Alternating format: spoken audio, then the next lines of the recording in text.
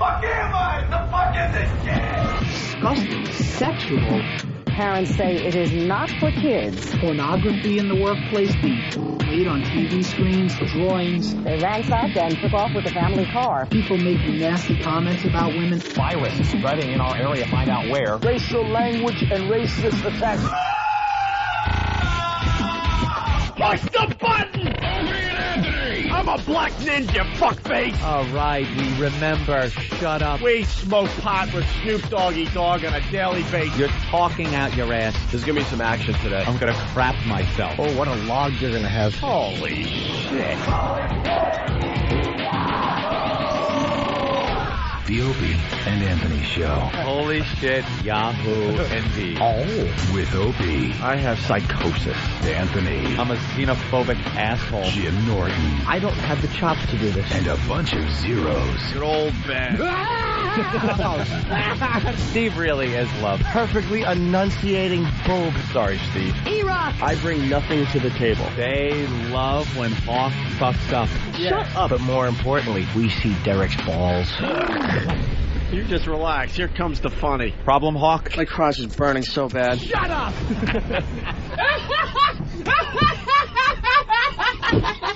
But enough of this palaver.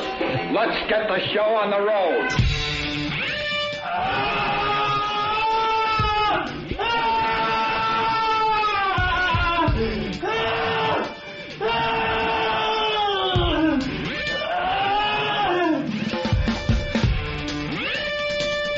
Is that your little brother? He's a good-looking kid. Hi. Hello, cutie pie. Now we're going to do something extremely fun. You like discipline? I'm the party pooper. I'm the party pooper.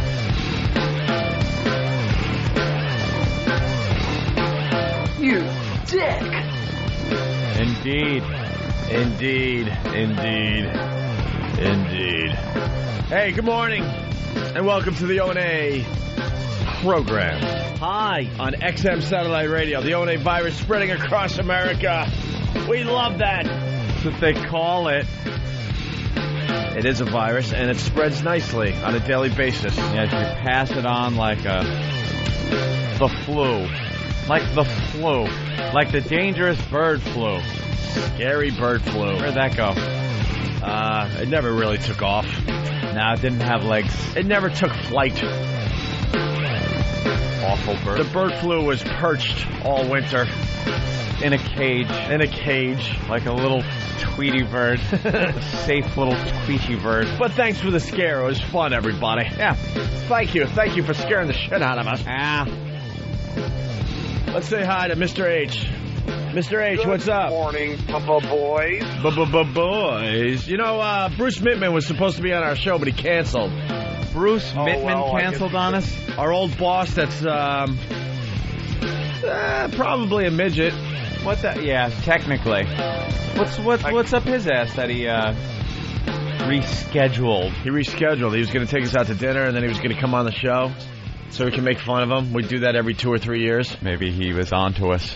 Well, we're going to be in Boston, and he's living up there, so maybe he'll stop by our Boston show. Drop by. Hello, boys. These are your fans now.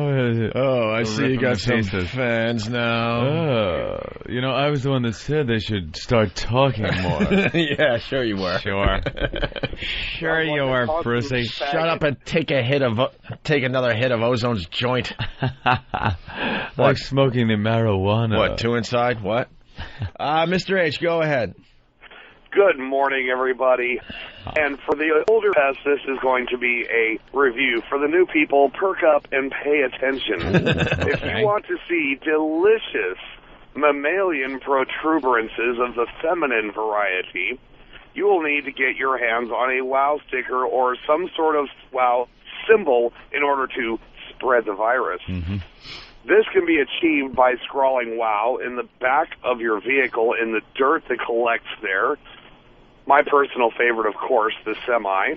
Yes. Or you can be fancy like myself and send a self-addressed stamped envelope to 111 West 57th Street, New York, New York, and I believe the zip code is 10018. Or 19. Could be. Or you can surf to www.opieandanthony.com, the nexus of all great in the universe, and click on the Wow Sticker link, fill out the online form, and one will arrive, and you can stick that on the back of your method of conveyance. Boys, thank you very much. Conveyance. Here's the Drildo today. Hey, that's not bad, Mr. H. Thank you. Drildo? Yes, please. Oh, you want us to just play it? At some point today. Yeah, he did do a good job explaining WoW. We should probably grant him that now later. Thank you, boys. You suck. No, what we could do is just play requests today. Things we haven't played in a while. Oh, Jesus Christ, no. A talk show that plays requests. No. Why not? Because I was thinking, like, baseball began, obviously, Yankees, home opener. Yes, Derek Jeter. And we didn't break out all our great baseball clips. Which ones do we have? Oh, we got like the Earl Weaver. That's true. And we have the Earl Weaver. And then there's the... that's all I can remember is kind of one good baseball clip. The Earl Weaver. Now we might have others. Oh, here we go. Of course we got the John Sterling. Yeah. Ooh. John Sterling, one of the greatest baseball announcers not ever. No, that's not true. He could be very good when he's not sucking. He stinks. No, but he's good when he's good. When he's really bad, you're like, yeah. But when he's good, you're like, that's really a good call. Yeah? Yeah, it's weird. It's really disappointing. Wow, you have a love-hate relationship with him. I do, because he's very good when he's not doing his own shtick. Hey, I didn't see. What did he say when Jambi hit his home run last night? I wouldn't know. Jambino? I'm sure it was the Giambino. Well, I don't know, but we have the Giambino. We have this from a past game. Now the 1-1. Swung on there, goes to right. It is high. It is far. It is gone. Oh, he's done it again. Jason Giambi. And boy, did he hit a shot. Oh, way out in right field. He timed a fastball and drilled it out. It is a 3-run homer for Jason Giambi. The Giambino. And the Yankees take a 5-4 lead. Do you know my head is tingling right now? Jimmy can't even look. He shields his eyes away when that clip is being played. It's the end of Cuckoo's Nest every time I hear it. It's Jack, just leave the hotel. Don't go and choke Nurse Ratched. Leave the institution. Yeah, it's very frustrating. The Yankees need like an old school announcer. They have such a history to them. Here's what they need to do. They need to sit him down and go, stop that. Enough. If Bernie goes boom, said again, you're fired. Bernie goes Make him hit his face 1,000,000 times. By the way, you got to stop on Whackbag. People think that like Twitchel's isn't for real. You got to stop. Mm-hmm. The guy is as real as they come. Yeah. They're questioning if it's an act and stuff. The show ended yesterday, and we have tons of video of him just smacking himself in the face. I heard that there were embarrassing rides with him on the elevator. Oh, yeah. Like people we should get some of the guys there while the elevator was going down, stopping on each floor, and people were getting in, and he's just going, smacking himself. Getting off on the next floor. I walked out of the building. There were no cameras. There was no radio show. And there he is in front of everybody out on the streets of Manhattan slapping the crap out of his face because he couldn't calm down. Yeah. His face was beet red by the time he left. Beet red. Yep. And they continue on the message boards with their silliness. It's not an act. Yeah. You got to trust us. Mm-hmm. It's not an act. That is him. It was fun getting him all excited, like the guys are going to be there, and he would just crack his own face. Oh, he started losing it. And I thought the slap thing was kind of funny, but then it got really vicious, and it wasn't funny anymore. He was smacking himself with 2 hands at the same time, really hard, which amounts to, like, just about a punch. Yeah. Slap both sides of your face like that. There's no give. And we're so twisted at the end of the show, we're like, what can we put in his hand? Yeah. Thumbtacks. Because quickly we got some icy hot in his hands. You did. Oh, yeah. Well, yes. good. But it's a show. We're in this together. Right. The collective we. The collective we. But then Jimmy's like, we should get jelly. Make it all sticky and just grape jelly in the palm of his hands. Yeah, I was saying how embarrassing it is to be in the bathroom when he's in there. Mm-hmm. Yeah, I go into the bathroom, take a leak, and he's in there, and some guy from one of the offices up here is taking a dump, and all you're hearing is, sounds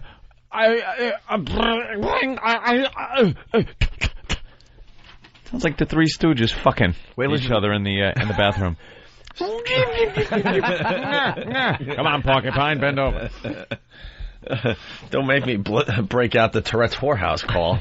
Wait till he's at the urinal. I always like to start going, jump. And he's got to jump with his hog in his hand. Pisses all over himself. What do you got, Danny? Well, I was just going to say the elevator rides are quite fun with Twitchels, especially at about 10 after 9 when the elevator is packed and stops at about 6 floors. Oh.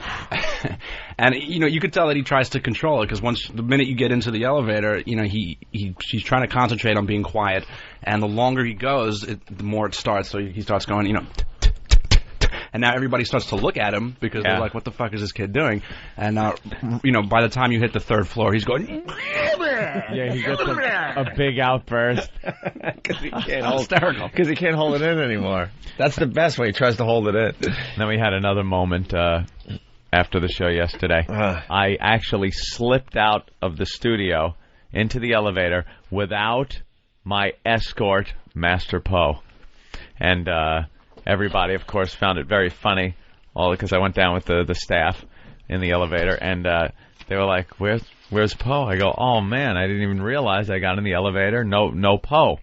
So we're walking down the hallway to go outside, and I'm thinking, how funny would it be if I just lay down on the sidewalk like somebody hit me and Poe came out and saw me just sprawled out on the sidewalk? He gets panicked when he doesn't escort me to the parking garage. And then you know me. I don't like talking to people after the show. I kind of just want to listen to Fox News on my phone, whatever it is. Stupid Frenchie was here yesterday. Remember him? Yep. Remember him from the pre-millennium? He used to be a huge star. Used to be a star on the Opie show. Anthony program. And now no one really seems to care about him. Now he's a dud. Now he just shows up and we don't even acknowledge him. Shows up, he wants to be on the air, but sorry. Just ain't happening. He doesn't have it anymore. He's like a has-been. He's an old ball player. Right. Old ball player. Yeah. Some of those old actors that all of a sudden you see on TV and go, oh, my God, whatever happened to him? What happened to that guy? I remember that guy. That guy had a couple of shining moments. Yeah, Frenchie's one of those guys now. He's one of those guys. And, dude, he wouldn't shut up the entire way. And I'm just getting more and more, like, can't you see? I got a phone to my ear, and it's 60 degrees, and my hood is up, and I'm not looking at anybody. And he didn't get it. He just didn't get it. How about, was he talking about how you can go to his fucking dumb French restaurant and get no money off the bill? No. Because now he doesn't even have that. He doesn't have that anymore. Apparently, he's lost that job. He's looking to go to culinary school. Good luck to you. Hope a student stabs you. But doesn't he already have the skills? Yeah, but he's looking to be a teacher. Ugh. Can that be good? Now remember, when friends come in, do not take a penny off the check. Offer to get them a chocolate chip cookie at the end of the whole thing. Suck it.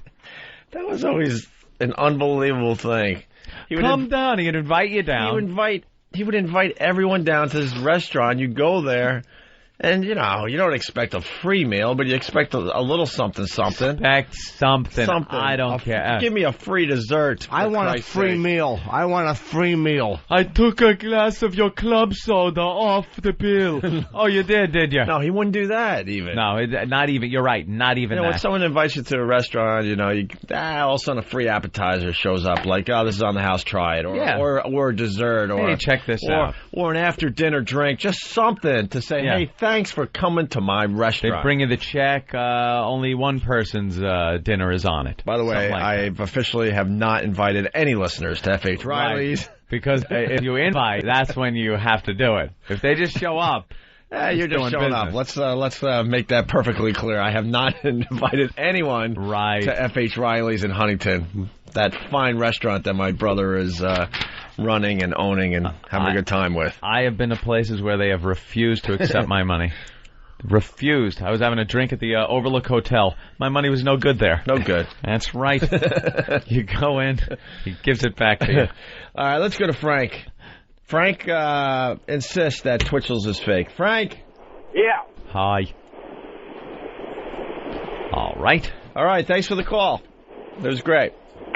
He goes, yeah. That's all he gets and today. Waits for something else. Frenchie. Yep. You were bothering Anthony on the way to his car Frenchie. yesterday after the show. No, that's not true. That's a lie. A lot. Frenchie, what was I doing the entire walk to the garage? Dialing on your cell phone. Right, and then what did I do once I dialed? So open your mouth and say something, for fuck's sake. You know what it is? I feel I shouldn't have to. That's not me. You know what's me? Seeing somebody take a hint. I had the phone to my ear! So what, goddammit? I was saying something, so you should have dialed your fucking phone. What were you saying to Anthony? Let's see if it was important. I wasn't saying anything, really. You just said you were saying something. No, I was just saying, what's going on, that's all. What's going on? And I was, and in my head I'm going, I'm trying to figure out what's going on. I'm listening to the news. I was preoccupied, Frenchie. Do you listen to the show? Do you understand my walk from the studio to my truck involves me just being me without any outside interference? Do you know Poe walks a good 5 feet in front of me during that procedure? No, actually it was like right next to you. And if we chit-chat, it is because I initiated it. I initiated it. And then when we get to the garage, I say, see you tomorrow, Poe.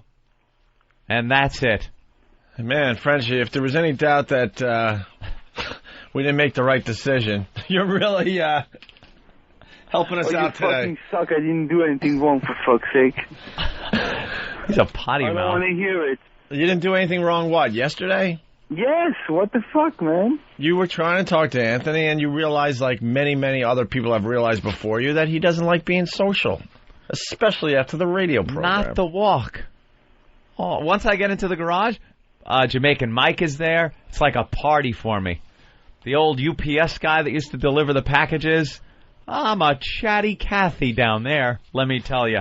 But on the walk, very important to leave me alone. All right, no problem. I won't say a fucking thing, that's for sure. Oh, now there's an attitude. Oh, look at the attitude. No, I have an attitude. Hey, Frenchie, you're going to try to make a huge comeback on the Opie and Anthony show? What do you got in mind? Can you do it? I just want to open the fucking window and jump at the fucking window. All right. We'd be open to that. We can broadcast that. Hold on to a microphone. I mean, come on, man. What the fuck is going on there? Oh, wow. I see the hand. Hey, Mike. Go. See Opie's hand grab the mouse. I'd rather talk about free meals. Mike, what's up? Hey, Opie, last week I was up in New York on business. Stopped by F.H. Riley's, talked to your brother. He wound up buying me my whole meal. Yeah, my brother actually is the polar opposite of me. He is beyond generous. Yeah, generous? He bought my whole meal for me. I'm all right, but my brother is beyond generous. It's ridiculous. You're generous. Can't be giving away the store there, Ope. No. Giving away the store. I'm glad you had a good meal there at F.H. Riley's. Yeah, it was actually excellent, so thank you again. Well, now everyone's calling about F.H. Riley's. Justin from Long Island got free O&A shirt at F.H. Riley's. What I do is I bring a huge bin of O&A stuff to the bar area. Oh, you're pilfering swag from the studio. Well, as long as it gets into the fans' hands, who cares? Yeah. They have ketchup at F.H. Riley's? Huh? They have ketchup and stuff at F.H. Riley's, Why, too. you don't have ketchup for your... condiments? No, why would you bring ketchup when you give somebody eggs and potatoes? No, you just give it to them plain so they can fucking mush-mouth it. Oh, boy. I'm sure F.H. Riley's, other restaurants don't have ketchup for eggs. That fucking red-faced ass. Did you not get ketchup this morning? I didn't. Thinking you didn't. Stinks. No jelly. Why don't you go talk to him about it? Where is he? You want to bring probably him in a microwave oven. Do you see his fucking red face? It was scary, actually. I think he needs to be checked. What happened? He went to opening day at Yankee Stadium. You got to see how red this kid's face is. Sunburn? A little. Yeah. It looks like third-degree burns on his face. Who went? I forget what's his name? I don't know any of them. Well, arms. It's the guy with the small arms, and that's why he burned his face. He couldn't get the suntan lotion. He can only work the sunblock up to his shoulders. Right. He has to put it on his hand and flip it up, and then try to duck his face into it. Flip, duck. Well, get him in here. You got to see how red his face is. That's not him. No. That's Thanks. Travis. That's no good anymore. Well, you were able to carry those ketchup packets all the way over? That's right. Here he is. He's got his own theme music. Jurassic Park music. Fucking Derek. Oh, was that them? Okay. Person thought I'd give credit to somebody. Just don't give credit anymore. All right. Good job, Ben. It's the producer. He's in there. It's his job. Now, it doesn't look as red in the studio. Yeah, it's pretty red, though. One side of your face is redder than the other. It's the sun coming up over the stadium on that side, the right side. Kind of. Yeah. Pretty much. So how was it? Great? It was good. Yeah, it was good. Yeah, I was actually on my way up to school. My friend called me up. He's like, I got tickets. I was like, oh, I guess I'm not going to school today. Were you yapping about me on Ron and Fez the other day? Was that you? No? No, sir. I heard somebody talking about that I asked them to mail out some tax envelopes. No, I wasn't. And it came up on Ron and Fez. Okay. You're all the same to me. I don't... it's nothing personal. It's actually probably my bad memory. More so than your people. You guys just really blending into one. But he's the one with the short arms. How could he not forget? Now I know, but as far as the name goes, Bobby? He's the one who was talking. He's the one? See? I have no clue. Which one's Bobby? The one that is he the one with the bass mouth? He's the one who was playing with the bullhorn in the seat one day after the show. Oh, yeah, which one? Oh, okay. Oh, that guy. I forgot about him. Good old Bobby. Yeah. Well, boy, you are just action-packed, loaded with dynamite material here today. Well, Travis, thanks for the ketchups. Just remember, never bring ketchups with eggs. You don't want ketchup or anything. Thanks. That would just make it far too delicious.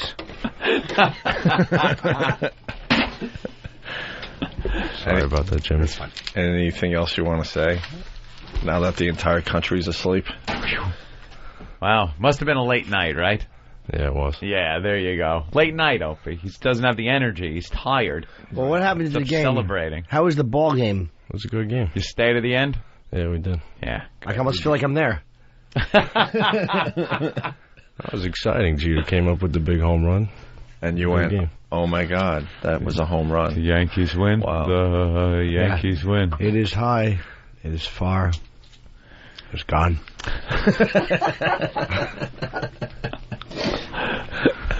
Wow. Are you looking for a career in broadcasting? Yeah, but I'm not doing too good right now. No, that's cool. You want to work for Light FM? That would work for you. Even Light FM has some kind of delivery. No. You're more like an NPR guy. Yeah. NPR is awful. Where you just deliver the news in a monotone voice. Yeah. A little tired today. The world could be crumbling, but you wouldn't know it when you listen to NPR tell you that the world is crumbling around you as you drive to work with really high gas prices. Higher than last summer at this time. Price per barrel close to $70 once again. Global warming should kill us in the next 5 years. More dead in Iraq. Researchers say. What kind of radio show do you want to do? I'm not sure yet. Okay. We are. None. Yeah. WZZZZ.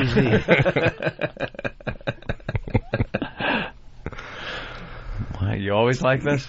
No. Are you nervous? A little bit. Yeah. Just trying to hold it together. Yeah.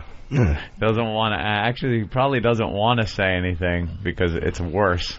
Yeah, pretty much. You know, you say something, you get a car crash, or you say something that sticks with you for years and years and years. Yeah. One little line, and it could ruin you for years.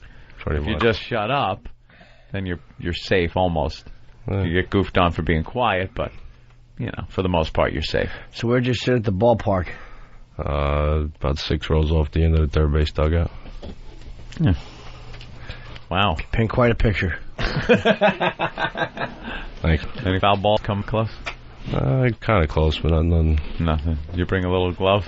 Put on that stub? No glove. Looks like shoulder pads when you wear. Uh-oh. Here comes the sun. Maybe I should move. I was watching the game. I really wasn't worried about the sun. We understand. It's a beautiful day for baseball. There's a happy young fan. All right. There's a fire. I'm not even going to run like in Mississippi Burning. I'm just going to stand here and explode like the cows do. Why do they call them apartments if they're together? Why do you drive on a parkway and park in a driveway? It's a small world, but I wouldn't want to paint it. 7-Elevens are open 24 hours a day. Why are there locks on the doors?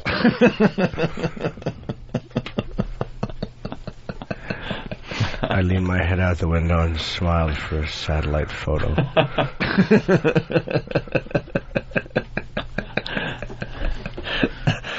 I wish I remembered another Stephen Wright joke. I'm grateful I can't. Something about TVs, I think. TV sets.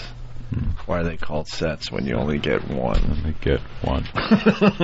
This just in. Another Stephen Wright joke. From Than. Remember that one? No, why don't you do it in the Stephen Wright delivery, because that's what we're doing now. I poured spot remover on my dog, and now he's gone.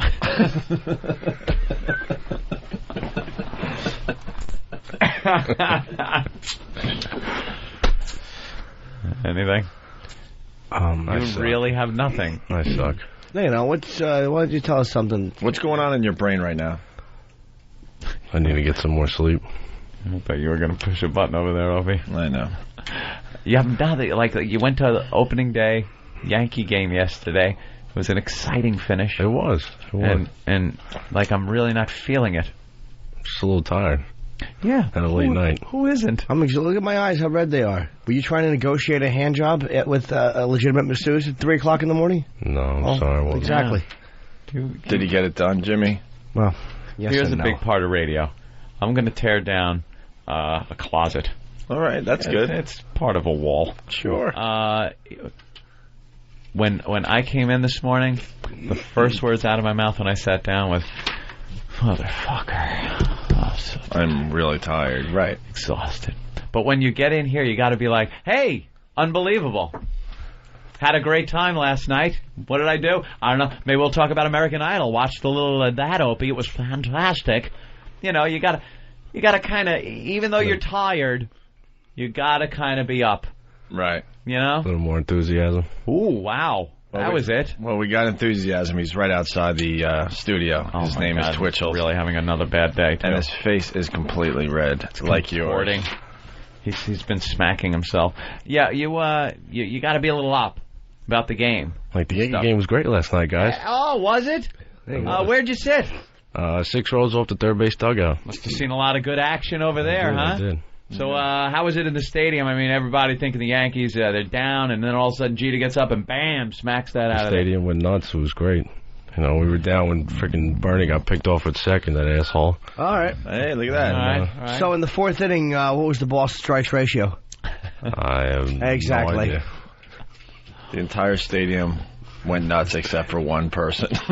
Yay. Hey, could you come back a little later and do like Stephen Wright's act? Yeah. Yeah. Can we get some Stephen Wright jokes for him? Yeah. You don't even have to change your voice. Yeah, don't even. Please don't try. Right. All right? All right. You know what Tom looks like? Remember when you were a kid and you get those punching bags for Christmas? And there's no arms. The arms are stuck to the body, kind of. Wow. Oh, that hurts. That'll leave a bruise. Speaking of bruises. All right, Tom. All right, guys. Thank you. Go. That was terrific. That was a good appearance, by the way. Did we mention he's got the Armstrong thing on his arm? The what? Did we ever mention that? The Armstrong. Yeah, the yellow rubber bandy. Oh, you might know someone that had cancer. What can you say? I don't know. I want to see it because I think it said arm short. Oh, Jesus. No, it's a weight. He puts little weights on his arms and stands there with them by his side. And hopes that they stretch out his arms a little bit. All right. We'll get the energy back into the show. We're going to take a break. Just wants to be like the other boys and girls. Just wants to play patty cake. We have Twitchel's outside the studio. We want to see how he's doing today. Are you still slapping your face? He had a hard A little time. bit? All right. He's better today. No, he doesn't. And he looks like he had a really, really rough night. We'll talk to Twitchel's next. We got lots of program to do. Stay there. I was walking down the street, and some construction guy was shouting at me, "Hey, show me your cans!" So I did. And he plummeted 17 floors and was impaled on a forklift. But my tits looked great. Please, wow responsibly. A public service announcement of the Opie and Anthony Show.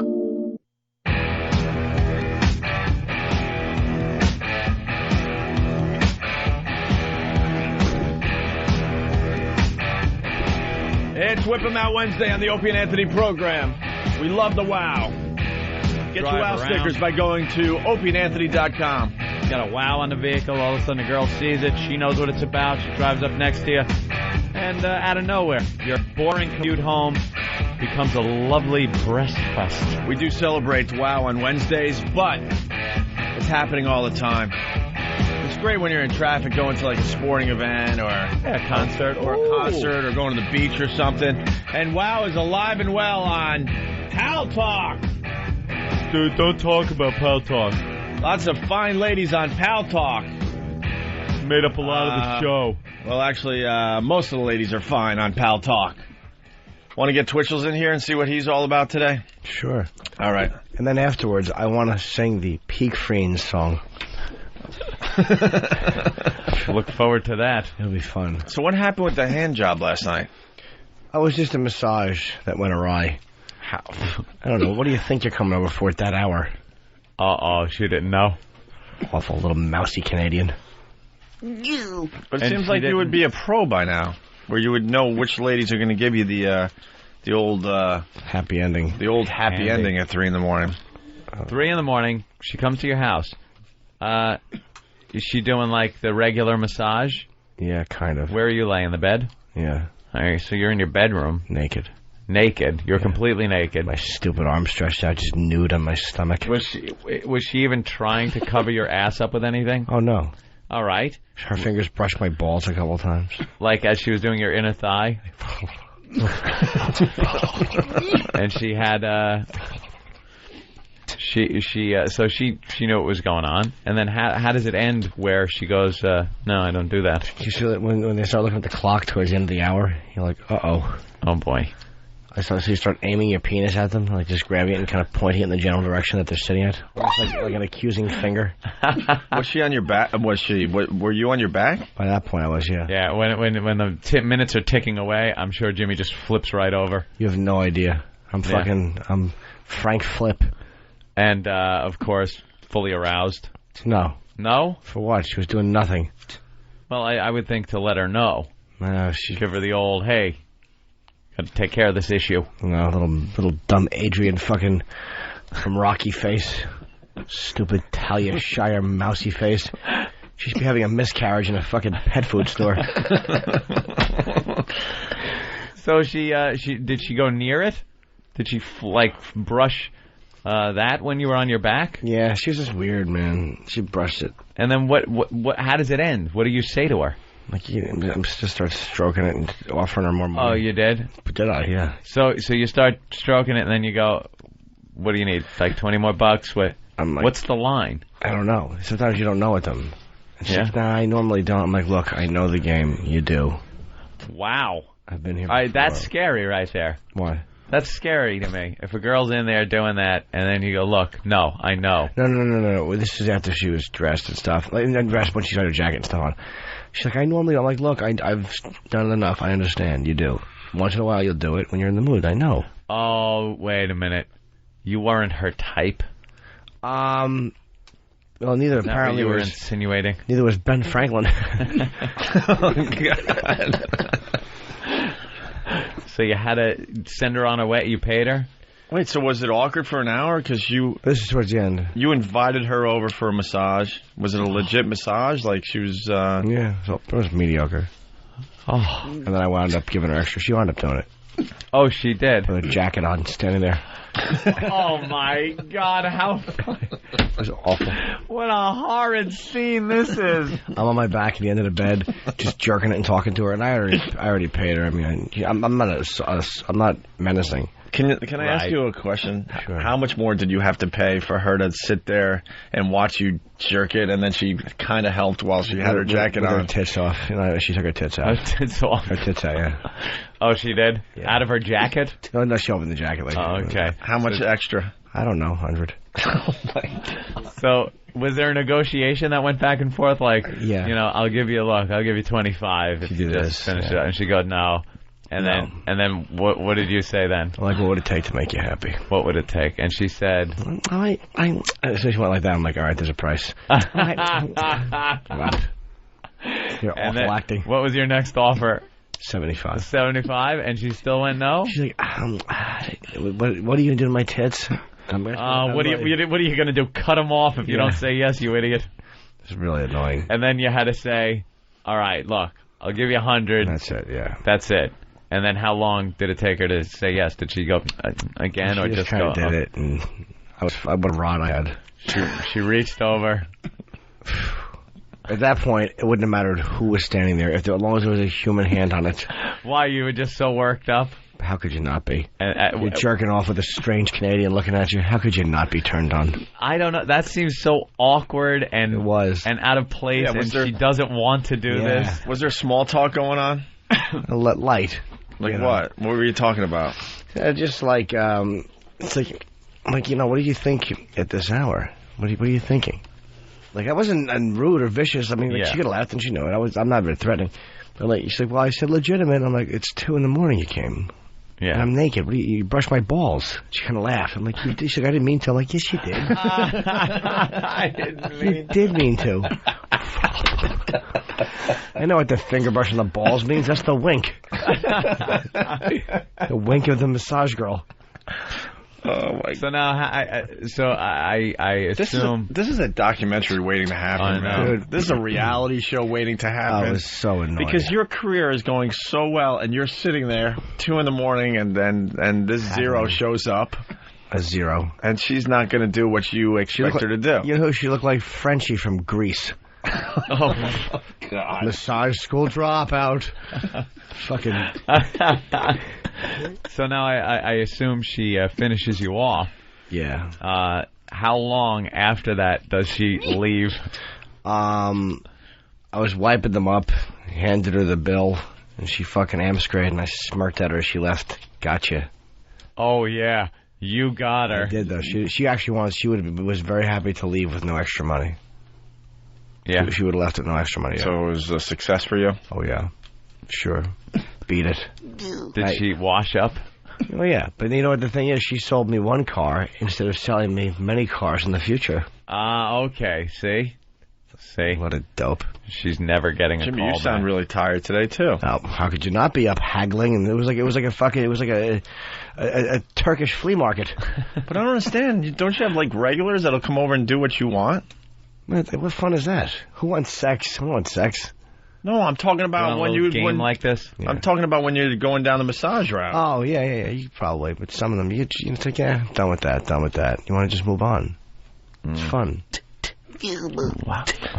I was very frustrated, but they couldn't do a documentary. No one would sign off on it. Yeah, let's go to George in Chicago. George. Hey, I know what Jimmy said to the Canadian when he flipped over. He pointed to his cock and said, "What are we going to do about this, eh?" Yeah. Eh. All right. Let's go to Bob in Jersey. Hey, Bob. Hey, what's up?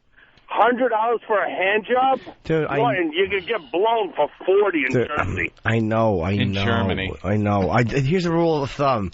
Never negotiate with your cock out. What was she, a Craigslist whore?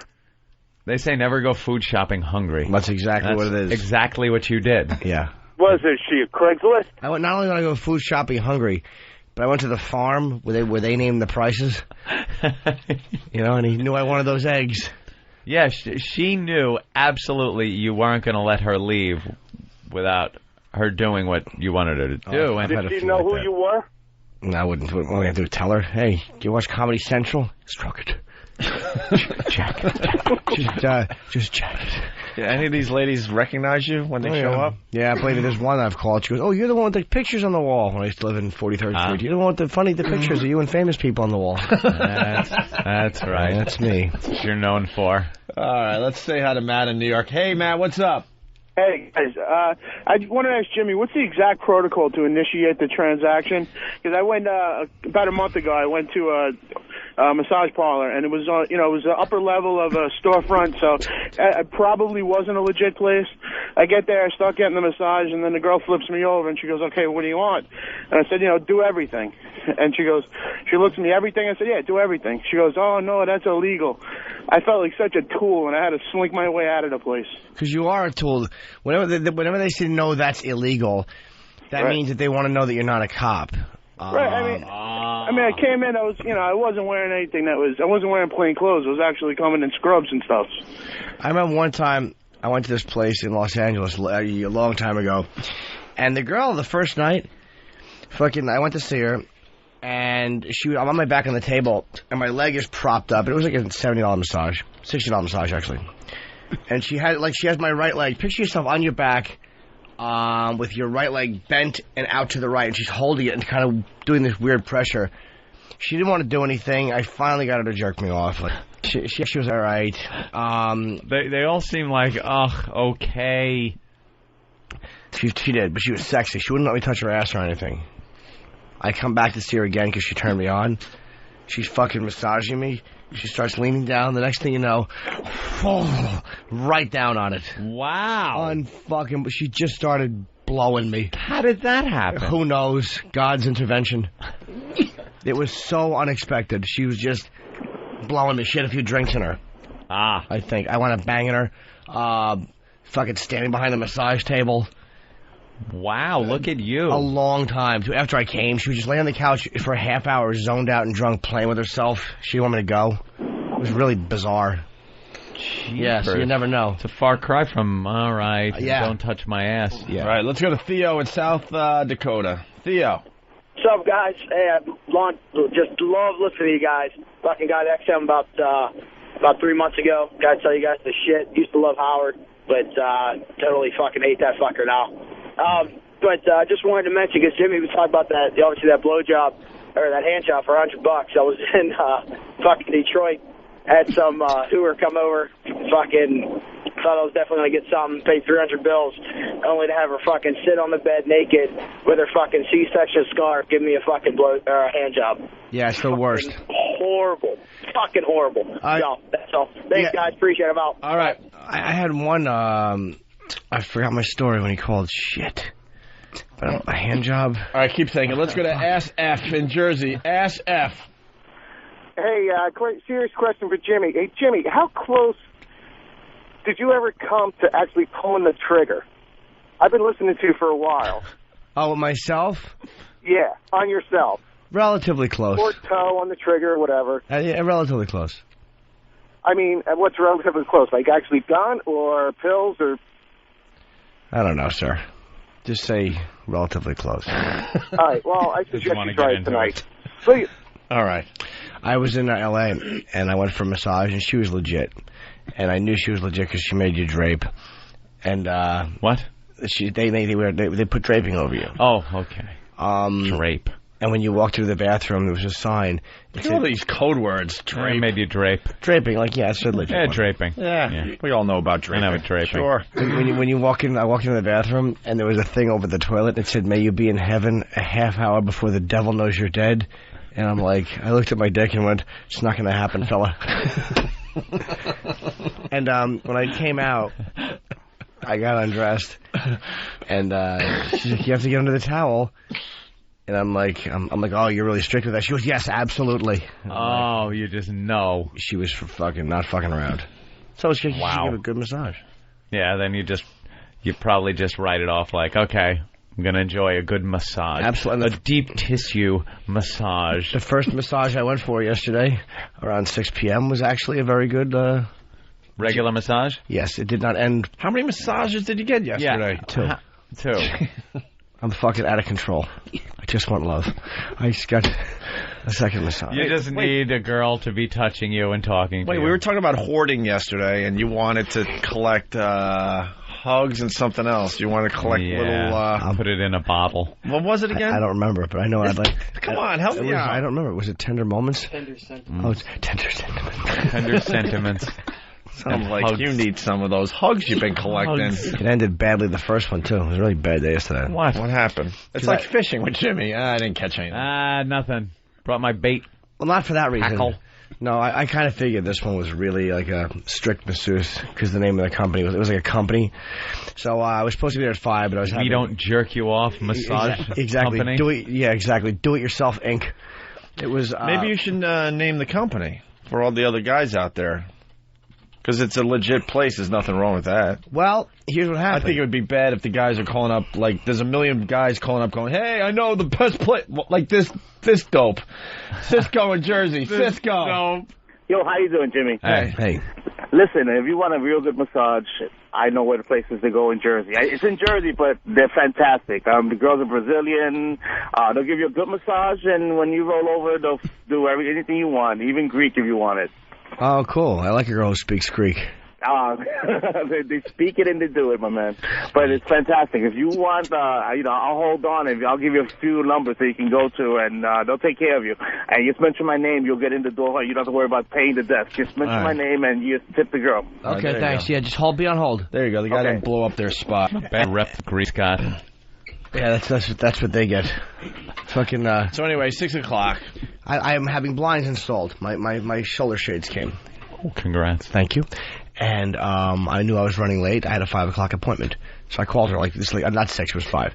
So I called her like 4:15. Like I'm going to be late because she knew I was doing. I just booked it like 1 in the afternoon. Like I'm having the stuff installed. So I was late, and I called her 3 times just because I'm very courteous like that. And I get there, and I know she's legit the minute I walk in, which is fine. I could care. I want. Now, how do you know? The atmosphere, the setting. It's like in an office. It's, you know what I mean? You just kind of knew. This is kind of good for the people out there so they know when they walk into a massage place not to say, hey, could you stick a thumb up my ass and play with my balls? Yeah, no, I wouldn't have done that there. And I didn't really care about that at that point. I actually wanted a massage. I'm like, yeah, let me get a real... Once in a while you want a real massage to relax. Like someone who can... There's nothing better than when your spine is cracked and little knuckles on your... It feels good. Sure. So I walk in... And I get it, and I'm on my stomach, and she was like, well, do you want to do an hour and a half since we started 25 minutes late? And I'm like, nah, I would rather just do the whole hour because I had to work. And I had to wear the towel the whole time. You know, I was joking about how I hated the towel, but I knew it was not going off. It's not it was happening. Fine. And it was a decent massage. It's a joke. I was joking about not liking the towel. I was kidding. Elvira. So, all of a sudden, the massage seemed a little short. She stopped at 40 minutes because that was technically the end of when the hour would have started had I been on time. Whoa, that ain't good. And I'm like, but I called you. I did on a credit card, too. Like, you had to hold the appointment on a credit card. It's another sign that that's a legit place. Yeah. You know. And she's like, well, you know, we have a policy. I'm like, you're the proprietor. It's your place. And that was really awkward. And she's like, well, you know, I'm like, this is unprecedented. Like, you would charge me when I called you. You knew it was... I'm outraged. This is unprecedented. It was like the McCarthy hearings. You've never heard language like that. I am outraged. You're out of order, whore. I was so irritated. And then she was like, well, I guess I'll just charge you for 45 minutes. And I knew she was afraid I was going to refuse the charges on the card. I'm like, no, just keep the money. Keep it. How much was it? $100, regular hour-long massage, which is even expensive actually. But I mean, again, for someone that does like holistic like counseling and food, they do all that like health counseling hippie shit. Yeah. But I mean, it's a legit business. So I was so irritated. All I'm thinking of is just killing her on the air today. I'm like, oh, your phone is going to ring, stupid. I've never had that happen. Yeah. And I emailed her. I've never emailed somebody about how annoyed I was. I'm like, you know, why would you do that? Uh-huh. She was very apologetic, so I don't know if I'm going to give the name of the place out. Maybe I will next week. But that's why you had to get the other massage yesterday. Yeah. Well, no, I kind of knew that one wasn't going to be anything but other than a massage. Because something was missing. Something was missing, right? It was just a bad... It was either that or write another Post-it. Do something. Just another post guide from yesterday. Yes, they referenced me again. Right, so we referenced you. Gotta write it. Posted guy from yesterday. That was my life. That was wow, terrific. You've got a hell of a thing going on. Yes, it's called loneliness. Take up a lot of time. It's all consuming. Money and... Is it ever fun, Jimmy? Is it ever fun? Yes. Okay. Yeah. Oh, yeah. Because you're making a lot of people sad. Even when it's over? I'm just tired. When it's over? I know. I got to tell you, I thought I was really tired today. Because there's things going on. And I'm just exhausted. And so I didn't get a good night's sleep. And after hearing, what was the guy's name? Tom? Yeah. The intern? Oh, yeah. And then Jimmy has a mellow delivery today. I feel like I'm wide awake. Yeah, I'm just really bundle of energy. Let's say hi to Josh in O-Town. Bring it on, Hello. brother. Hey, what's going on? Tough guy from O-Town. That's the theme of today's show. So, hey, I was bring in it North on, Carolina. brother. I was in North Carolina, and they have these places called adult relaxation places. Yeah. Whatever. And a buddy of mine was like, "Hey, let's go in here and get a massage." So I went in there, and he goes in the other room, and I'm just like hanging, and all of a sudden this lady comes out and says, "Okay, you're next." I figured she was like the owner of the place. She was like 80 years old. I go in the back room, and she's the one giving me the massage. This like 80-year-old woman, and she starts. Wait, Josh. Was she really 80? Dude, she was very old. 60, and I'm talking 67? About, like, if she was 67, she was fucking rode hard and put away wet, I'll tell you what. All right. Anyways, I go ahead and you know, she starts giving me a massage, whatever, and she goes, "So you want to turn over?" I'm like petrified. not because it's not what I planned on doing in the first place. But this lady was like, I mean, I just had the visual in my head. Dude, it was way worse than what it was, believe me. So I went ahead and went with it. Can you imagine, though? Do you want to turn over? Thinking about that. I'm thinking she's going to, like, shut a gummy or something. I'll say no. Do I All right, guys, have a you choice? guys are great. For me to get a good massage, a good like legit one, it's got to be with a woman who's unattractive, like heavy set, not fat, but like a kind of like a. I got one in D.C., Brazilian lady who was kind of like butchy. Really? Yeah, she was in her 40s because it was like it was a woman's hand. I don't want a guy's hand, and it was legitimate. You need him a little strong? Well, no, I just wasn't attracted to her. This chick had, like, loose skin. It was, like, foul. Wait, Josh, to finish up with you, then we got to get back to Jimmy. That's cool. So you turned over? Yeah, I turned over. I let her go at it. Dude, I went to an old lady one time. Her name I'll even say what her name was in the paper. It wasn't her real name. It was Miss Park.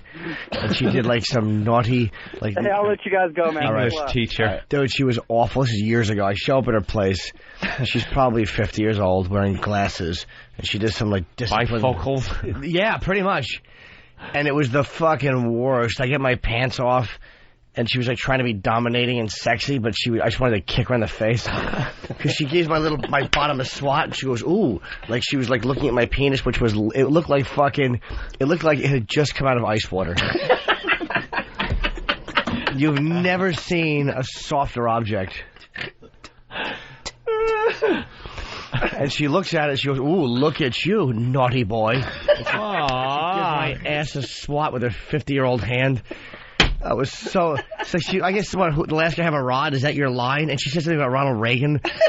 I forget we were talking about Reagan. I don't remember what. It was so awful, and I'm on my stomach. Probably a date she had with him. Jesus. And she put baby oil on me, which is the worst massage stuff, and she was... I think Jack had me a little, and I actually stopped her. I'm like, I can't do this. I had to go see my girlfriend. Just get out of here. Was there any action going on? My dick down below? My dick was actually angry at me for attempting to wake it up. That is really funny. Let's say hi to David in Florida. David. Jimmy, don't feel so bad, man. At least you got something out of it. I had the bitch walk out on me after 5 minutes. She took my money. Actually, first, it doesn't look good when she shows up in a brown leisure suit. Ooh, wow. Was she hot? And then she just comes in, takes the money, gets on the phone and starts yabbling for 5 minutes, looking at my computer screen here, and because there was some porn on it. And then she starts going out, and she says, "Hey, I give the dude my money." And I said, and I've been through it before, unfortunately, and it's like, I got to go out, I got to go out with you.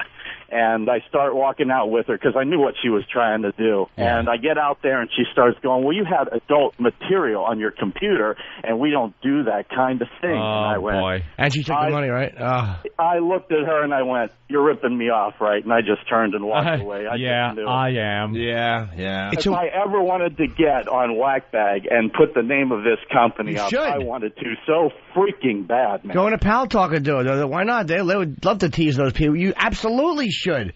Go on Craigslist and post it. If it's a run and grab, go to Craigslist and post it. You know, after your stool thing, with your stools, I was thinking we should have some just top secret, way underground websites. It's like that movie, that old movie where they took care of justice. Michael Douglas.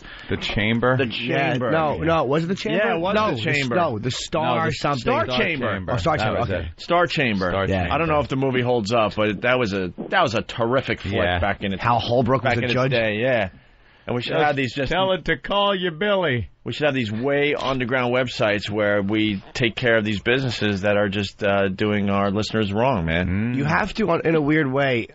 When it comes to massage, like this is where I wish Keith was not such a lazy shitbag and came in, because he's a complete filth bag and has massage stories where he's actually almost had fights in Keith Robinson? He's a fucking... Keith Robinson, a guy maniac. that we know would do great radio for us, and for some reason we just can't get him in here. He is fucking lazy. He's lazy. Is he shiftless too?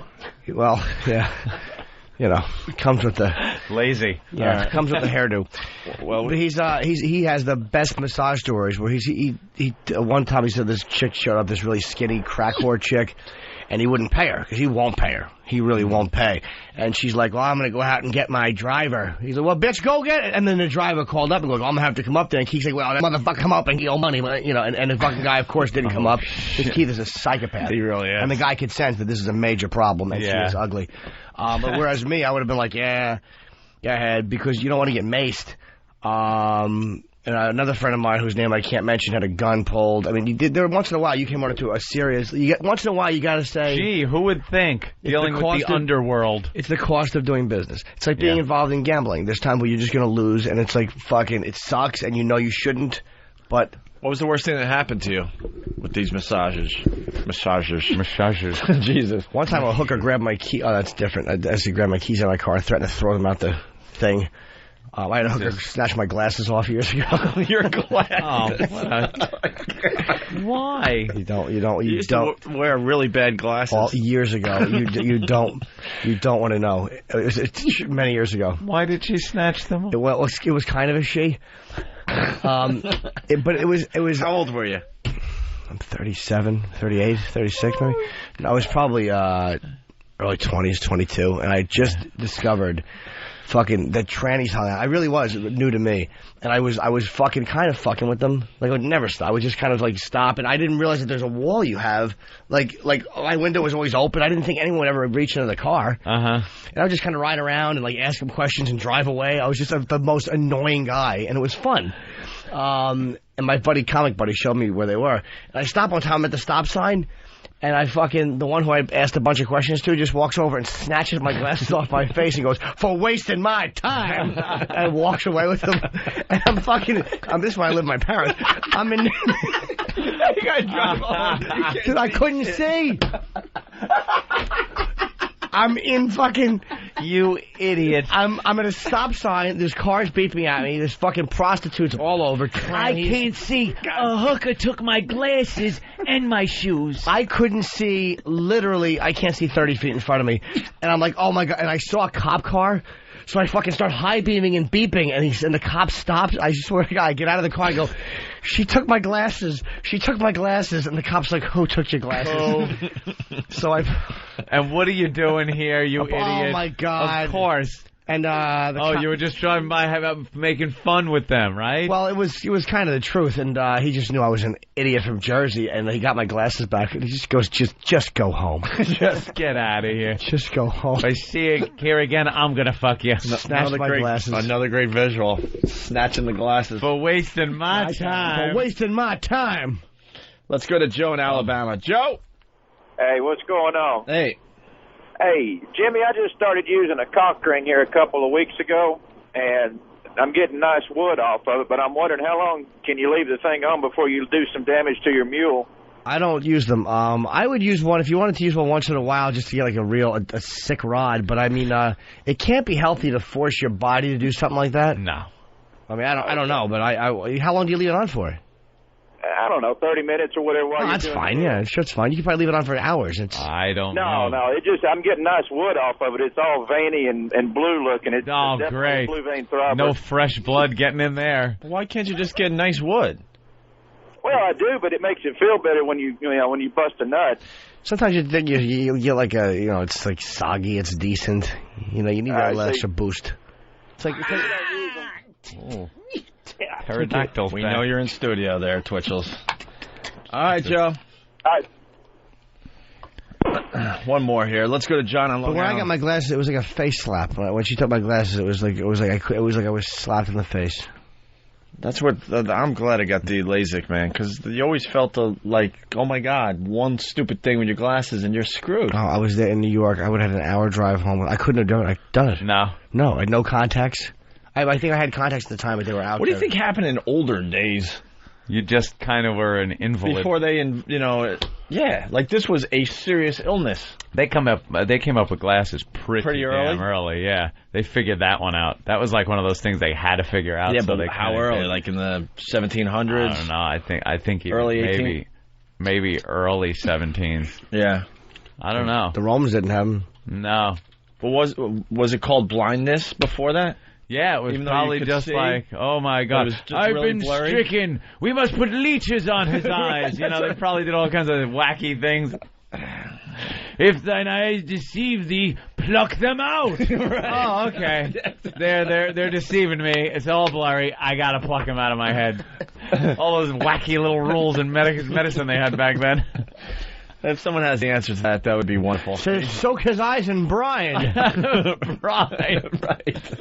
If he cannot see clearly, it is surely the devil in front of his eyes. We must hit him with a cross about the head. And burn him for a while. You must burn. The pain will fix your eyes. Let's go to John on Long Island. John. Hey, how you guys doing today? Hey, man. Hey, I would tell you a story, man. When I was a couple years back, when I was a guy, I went to a Chinese massage parlor. These ladies are the worst, okay? I was getting a massage from this lady, and I could not come for some reason, and she's like, hurry up, you finish now, or you pay extra. There's nothing worse in the world than some woman rushing you to come. Yeah, customer service in those places is never good. Yeah, who do you complain to? Do you know there was one sexy one I went to, though, one time. It was a Chinese place, and I don't go for the Chinese places, but I went for this one. Well, you're on your stomach, right? And here's how they beat out law enforcement or whatever. She wears a short skirt, and there's a mirror across the room. So you're getting your massage, and as you're looking towards the mirror, you can see her bending. She's bending towards you. Oh. You can look right up her skirt and see her ass in the mirror. So it's so fucking sexy. Like then you know where you stand. That's right. And if she didn't have awful breath, I would have enjoyed it more. Oof. What rotten breath she had. It was. Well, Bob Kelly had a funny line. He goes, "They always have bad breath. It's because they live in the place. They're actually, what do they say? They're eating fish off a what are those little room things that you cook something on? A hot plate? Yeah, they're eating fish off a hot plate. That's exactly what. Oh God! Exactly what it smelled like. The calls continue to come in. Matt in Virginia. Matt. What's going on, guys? Hey, we're just kind of hanging, I guess, today. About 2 years ago, me and my brother decided we were going to share a hooker. So she comes out to the house, and I decide I'm going to go first. And I'm hitting her doggy style, and her head got like 2 feet within a candle, and her head lit on fire from the hairspray in her hair, and I had to stop, drop, and roll her and throw a blanket over her head. Nice. That's good shit. Did you have to pay extra for that? No, actually. Yeah. But it was quite scary. All right. Thank you, sir. Let's go to Megan in Houston. Megan. Hello. If you're from Houston, say hi. Huh. Nothing. All right. I guess we'll stop here. Twitchel's in studio. We'll talk to him next. Go jump on what's going on, man. It's been crazy. How are you doing after yesterday? Oh, the slapping kind of died off around 4. Came back around 6. You had fun in the elevator, huh? Oh my God, it was nuts. There was this guy in a suit, and as soon as he started twitching, he had that. As soon as he saw me twitching, he had that immediate "I'm better than you" look on his face. Ben could testify to that. It felt so awkward, but I deal with it all the time. And I'm better than you look. Yeah, it immediately thought. I think he thought I was fooling around, because I was at that point I was really slapping myself repetitively, constantly, and it was just so awkward because I like to wait to leave the studio sometimes when I'm really riled up to calm down. But Ben insisted that I get in the elevator and go for a ride. Maybe that will calm me down. I really Ben was taking him all the way up to the roof. Yeah, and then back down. You don't honestly think Ben was being a nice guy yesterday? No. He just. I know he wanted to see the reaction. Of course, because Ben is a sick fuck just like the rest of us. Yeah. But yeah, it was he just only does it in different ways. He does it for the enjoyment of 2 or 3 people. Personal, yeah. And then he'll call all his Boston friends and tell them what he did. I can't believe what I did tonight. But he'll give him a piece of the story. Yeah, we switched on the elevator. Yeah, Johnny James. Silly guy. Boston 5 in a row. Earl. E-Rock. He just walks in and says a name. Steve. What about Steve? No, I was saying, Steve. But I just went along with it. Just this goddamn Ben. So, were you slapping your face? Yeah, and then I actually stood out front and had about 4 cigarettes before I left. I was out front for about 20 minutes before it really calmed down. Why the slapping in the face? What is he? See, it's like. Feels good. A tick can usually has a purpose. Like it makes it feel better once it's done. If I for that split second. Yeah, and then but then again, it just comes right back. And a lot of like me, it feels better when I touch something. Like when I touch the face, when I make contact, that's when it makes me feel good. Yeah. Although it's after I do it so long and riled up, it starts to hurt. But I just can't stop it until it stops. Why don't you just stop for a second and don't give into it? It's very difficult. I know that, but you can. We're gonna cure you today. We're gonna get jelly on your hands. Like when I'm acting and doing comedy, it's not a problem. But I can't always be in that mode. I understand. I've had little tics in my life. I used to spin once to the right. I used to hop and have by the middle of my right foot to touch the sidewalk crack. So I understand. Isn't that an OCD thing though? No, it's part of Tourette's too. Like the tap of the right finger, where the middle. When you take your middle finger, there's the nail. I would just tap the nail like this. And on a hard surface. It's like, something's wrong. No, it's not. No. Jesus. All right, listen. Don't get him going yet, because we're going to try to cure you today. Just stop for a second. Yeah, you can just stop for a second. Yeah. I mean, if the doctors guys, go get stuff. Go get stuff for his hands and start bringing it in. Oh, no. What do you mean? We're gonna put stuff on your hands. We're gonna cure your stupid slapping thing today. You think that's gonna help? Absolutely. See, if you stop when you act, it's because if you at moments like just don't give into it. I know it's hard. It feels like it's incomplete and it's wrong, and God, it will feel good when you do it, but it doesn't feel good. We got some ketchup. Here, give me the ketchup. Jimmy. What? We're going to cure you today. When you slap yourself in the face, are you going, oh my God, my hand is coming up to my face, oh my God, it's hitting me? Or, I get a split-second warning, like I know it's going to happen. No, or do you know you're slapping yourself in the face? Like I said, I get like a split-second warning, so I know it's going to happen. I know I'm going to slap myself, but, I just can't control it to stop. Is it a conscious thing where you go, I have to smack myself. I can't hold it any longer. If I really try to hold it, it just builds up. So, I mean, there's sometimes where I do it and I don't even notice sometimes. Like, I notice once I hit it, but I like in conversation, living with Tourette's my whole life, it becomes like a part of me. Yeah. But when I try to hold it and try to, that's when I'm aware that I'm actually really trying. And when people talk about it, oh, of course. The more you Every time I come here, I know something's going to happen. You leave a wreck. I just accept that. You stop just for a couple of seconds. I try. All right, what else do we got? We got ketchup. We got jelly. It's going to be all sticky. Jelly. What else we got? Have we got anything else in the fridge? Acid. Whipped cream. Jump. We got the icy hot. Both what else? Jump. We really need something to put this over the top. Honey, we got honey. How about a log? How about a log from Tippy Tom? One log in each hand, or a pair of underwear from Tippy Tom in each hand. Swinging that around, dude. A pair of intern underwear. I bet you Tom wishes he had this affliction. He's always slapping his Adam's apple. All right, when we get back, we're gonna put some ketchup and jelly on your hands.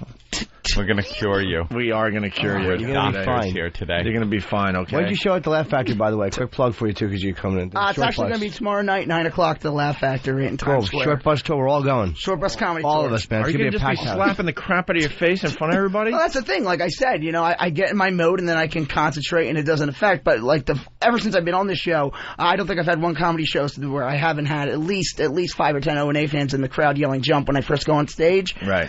And it dies down and they let me do my act. But after I'm done, that's when it starts to build up. But they start to come in and see you, right? I owe you guys so much. I've actually had a lot of sold out crowds since I've been on the show. 150 rooms, not big rooms, but it's doing. And he got this latest tick from going to a conference. Stay away from the conferences. Yeah, exactly. Just Don't jump go and there. do what you got to do. I mean, there's no just jump around here with your friends. There's no reason to slap You don't your need face. to know what the latest Tourette's thing is. Exactly. It looks ridiculous. It looks ridiculous. Did I tell you about and you're going to bring it home with you. Did I tell you about the one kid who had this tick? He would do both his arms back and forth with the middle finger all the time. He's doing the middle finger like he's boxing. It's almost like shadow boxing. Yeah, exactly. Left, right, with the middle finger up. That does kind of feel good. Exactly, but then he would touch his face afterwards, and it all relates to the touching, He's an ass. What do you have to say to the people that say that you're fake? I lived this my whole life. I was diagnosed when I was 7, but I was born with it. It's a part of me. So when people say that, it doesn't faze me anymore because I know it's real and that's all that counts. And I wish I didn't have it. I know it's real. I have no doubt in my mind. I don't know. Jump. It's my business. If we tied you to that chair and then said jump, what would happen? Well, every time you say it now, my feet are raising when you do it. But and when it gets really bad, that's when my whole body starts to do it. But what if we tied your arms and your legs to the chair and then said jump? What would happen? Well, I would still try probably. All right, go get some duct tape. We'll cure the Tourette's Try that today. one. It feels good. Oh, don't. Hey, man, if Tyra's curing people on TV, we should be curing people on the radio. My friends always try to submit tick ideas. But if you try it, it feels right. It just fills the. I don't even know if I can do that. Oh, yes, you can. Are the guys bringing in other stuff to put on Twitchel's hands? So far, we only got ketchup and jelly. All right, we're going to go to break. We're going to continue with Twitchel's.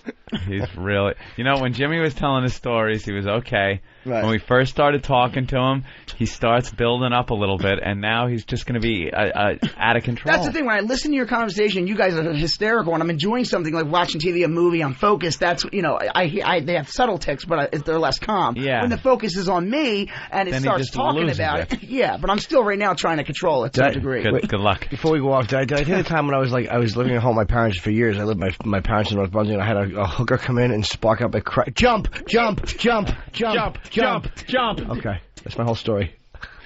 I thought that was going to be a good story. Yeah, it was a good one, but I just wanted to you, Dad, Mom, all having sex with the hooker. Exactly. That's how I pictured it ending. Yeah, it's hot. Mom's degrading her, like in Sudden Impact. Oh, my mom's holding her down, encouraging me and Dad to bang her. Don't slap that hard. Slap hard. Wow. Sad. No. We'll get him going after the break because we're gonna cure him. If you're gonna be slapping, we're throwing jelly and all sorts of stuff on your hands today. Well, I'm gonna try to. I'm really trying to. You might want to change it to a schmuck. A schmuck. A smock. Get a schmuck. A smock. See, this just came back. I used to have this when I was a kid. It just recently came back. So I'm thinking about getting gloves that has some type of padding on it, like when it really gets bad, to help out. I say you get a glove with nails. Exactly, a thumbtack. Thanks for the support. Oh. All right, we're going to take a break. Twitchell's is in studio. We're going to try to cure him of his Tourette's. Opening down. What the fuck? What was that? Looks like someone's getting the fucking pink slip. Nope. The hell was that? What was that, Hawk? It went off on its own. No, it didn't. It went off on its own. Famous last fucking words. Of course it did. Yo, the shotgun went off on its own. Of course it did, because I was beginning to set up the fact that we're going to play Earl Weaver, and it starts playing. Just started playing. The computer on its own. at that point decided, whoa, I got to start playing this. I pointed my mouse at it and clicked, and it just went off on its own. It's a devil machine. In honor of opening day, Earl Weaver, he's doing some kind of post-game interview, and just decided to, lose his mind. Literally, he thought he was on satellite. Here we go. Check this out. Now, the Manager's Corner, with the thoughts and opinions of the American League's winningest manager, the Orioles' Earl Weaver. Today's show is sponsored by Baltimore's Sixth Best, your area Oldsmobile dealers, Anderson Olds, Schaefer and Strominger Olds, Lee Oldsmobile, Metro Olds, City Olds, and Stuberger Olds. And now, to the Manager's Corner with Earl Weaver. Well, Bill Whitehouse, Earl, that certainly is an answer. From Frederick, Maryland, wants to know why you and the Orioles don't go out and get some more team speed. Team speed, for Christ's sake. You get fucking goddamn little fleas on the fucking bases, getting picked off, trying to steal, getting thrown out, taking runs away from you. You get them big cocksuckers that can hit the fucking ball out of the ballpark and you can't make any goddamn mistake. Well, certainly this show is going to go down in history, Earl. Terry Elliott of Washington, D.C. wants to know why you don't use Terry Crowley as a designated hitter all the time. Well, Terry Crowley's lucky he's in fucking baseball, for Christ's sake. He was released by the Cincinnati Reds. He was released by the fucking goddamn Atlanta Braves.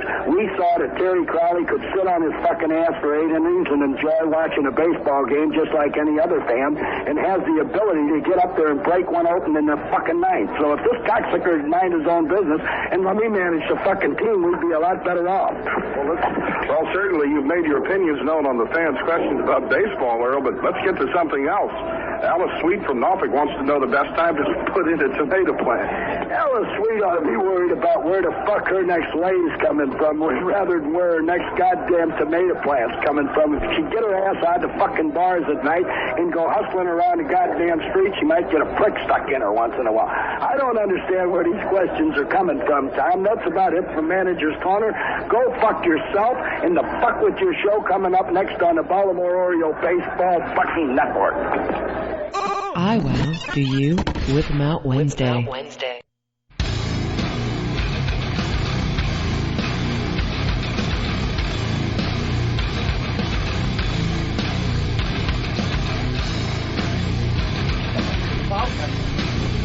All right, we're back with the Opie and Anthony program on this fine Whip 'em Out Wednesday. Twitchel's back in the studio. Why'd they put a bag on you? They said they wanted to protect clothes or something so it doesn't get messy. Oh, Jesus. Who did? What's the fun of that? I know. I said I don't care either way. Whose idea was the bag? Jimmy, rip the bag off. Get the bag off. That was Poe's idea? Whose idea was it? Come on. What? Whose idea was it? Who? I don't know. Poe just started putting it on me. I don't know who idea it was. It was Poe's idea. Are you giving him a haircut, Poe? Nothing says fun like safe radio. Like keeping his shirt clean. Exactly. It's an Opie and Anthony shirt. Get a mask, too, because we wouldn't want to get on his face. Give him the big puffy, like, Why would we play it safe ever? Got it. You know what I mean? Actually, if you could choke him with it. Not only is he going to leave the studio... Oh, my God, he's going to try to cut the... Did you see that? He's going to try to cut the duct tape from around his neck, which is probably more dangerous than anything. Oh, you're choking him. Not only is he going to leave the studio a mess, we're not giving him a towel to clean up. No. Oh, come on. No, we are curing your Tourette's today. It's the only way to do it, you sir. Think? Hide all paper towels. Take those towels off the counter, Jimmy. What towels up? I don't see any towels. There you go. No towels in the building. We're going to see how real this Tourette's is. How about this? Mm-hmm. We'll throw some stuff on his hands. Like scissors. Actually, I want to get like one of those clubs that they club baby seals with. Just have it taped in his hand. Smack himself with a wooden club with a nail in it. Well, we were going through a few things. Slap. Well, they went to Dwayne Reed, so. Oh, that's full of sticky, nasty to get stuff. milk. So I think what we'll do is we'll see how real this Tourette's is. We're going to throw stuff on your hands. We'll see if you can control yourself. If you can't control yourself after you look like a complete asshole, we're going to parade you around the streets of Manhattan. That's why I come with here. a camera crew. Am I going to miss all this? No, we're going to do it right now. Okay, come on. I'm rubber till 10. Rubber gloves, right? You put surgical gloves on him that we have up there. Okay. That way he doesn't have to worry about what gets on his hands, and then put pubes in his hand Do you think he'd smack his face with a guy's pubes? The bottom line is I can't control it, so whatever you put on my hand is probably going to end up on my I don't see how this is, because that's really bad. All right, someone go cut their pubes out. Pubes. Oh, please. Snip some. No. We want to see how real this Tourette's is. I think I'm sick of these people questioning it. There should be something sticky first. That's what I mean. Sticky first. Glue. No gloves yet. First. No gloves yet. Well, no gloves yet. No gloves yet. We'll start with strawberry jam. Oh, I like strawberry. It's flavorful. And then... do you like strawberries? I do like strawberries. I really do. And then have the guys clip some pubes and throw it on a piece of paper. That's right. There's got to be a health code against that. Yeah, probably. Sure there is. That's right. Doubt it for a second. Oh, you know what? Yes? Unfortunately, John is right. John? Yes. Go ahead. Hey, Opie. Yeah. Before you went to break with this whole thing with Twitchels, you were the one who suggested to put the smock on him.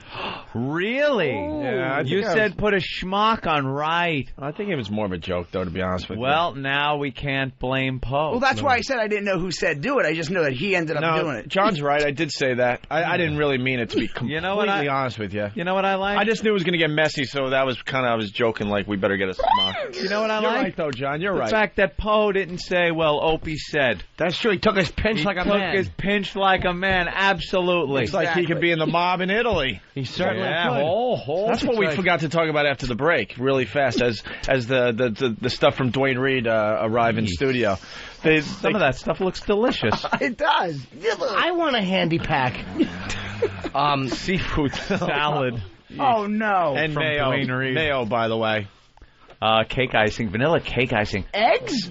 Eggs? Yeah, eggs. I would eat that by the spoonful. Anthony, me too, but I'd get fat. That goes right to my thighs. By the way, this is why Pal Talk is so great, because this will be on Pal Talk. Don't talk about Pal Talk. Pal Talk sucks. Pal Talk, you know. Again, they're talking about Pal Talk. Pal Talk, Pal Talk. This is what I read. Yeah, I told you they talk about Pal Talk too much. Pal Talk, Pal Talk. This is what I read about Pal Talk yesterday on Whackbag. I love when we play into those psychos. Wait, who is that guy? I told you.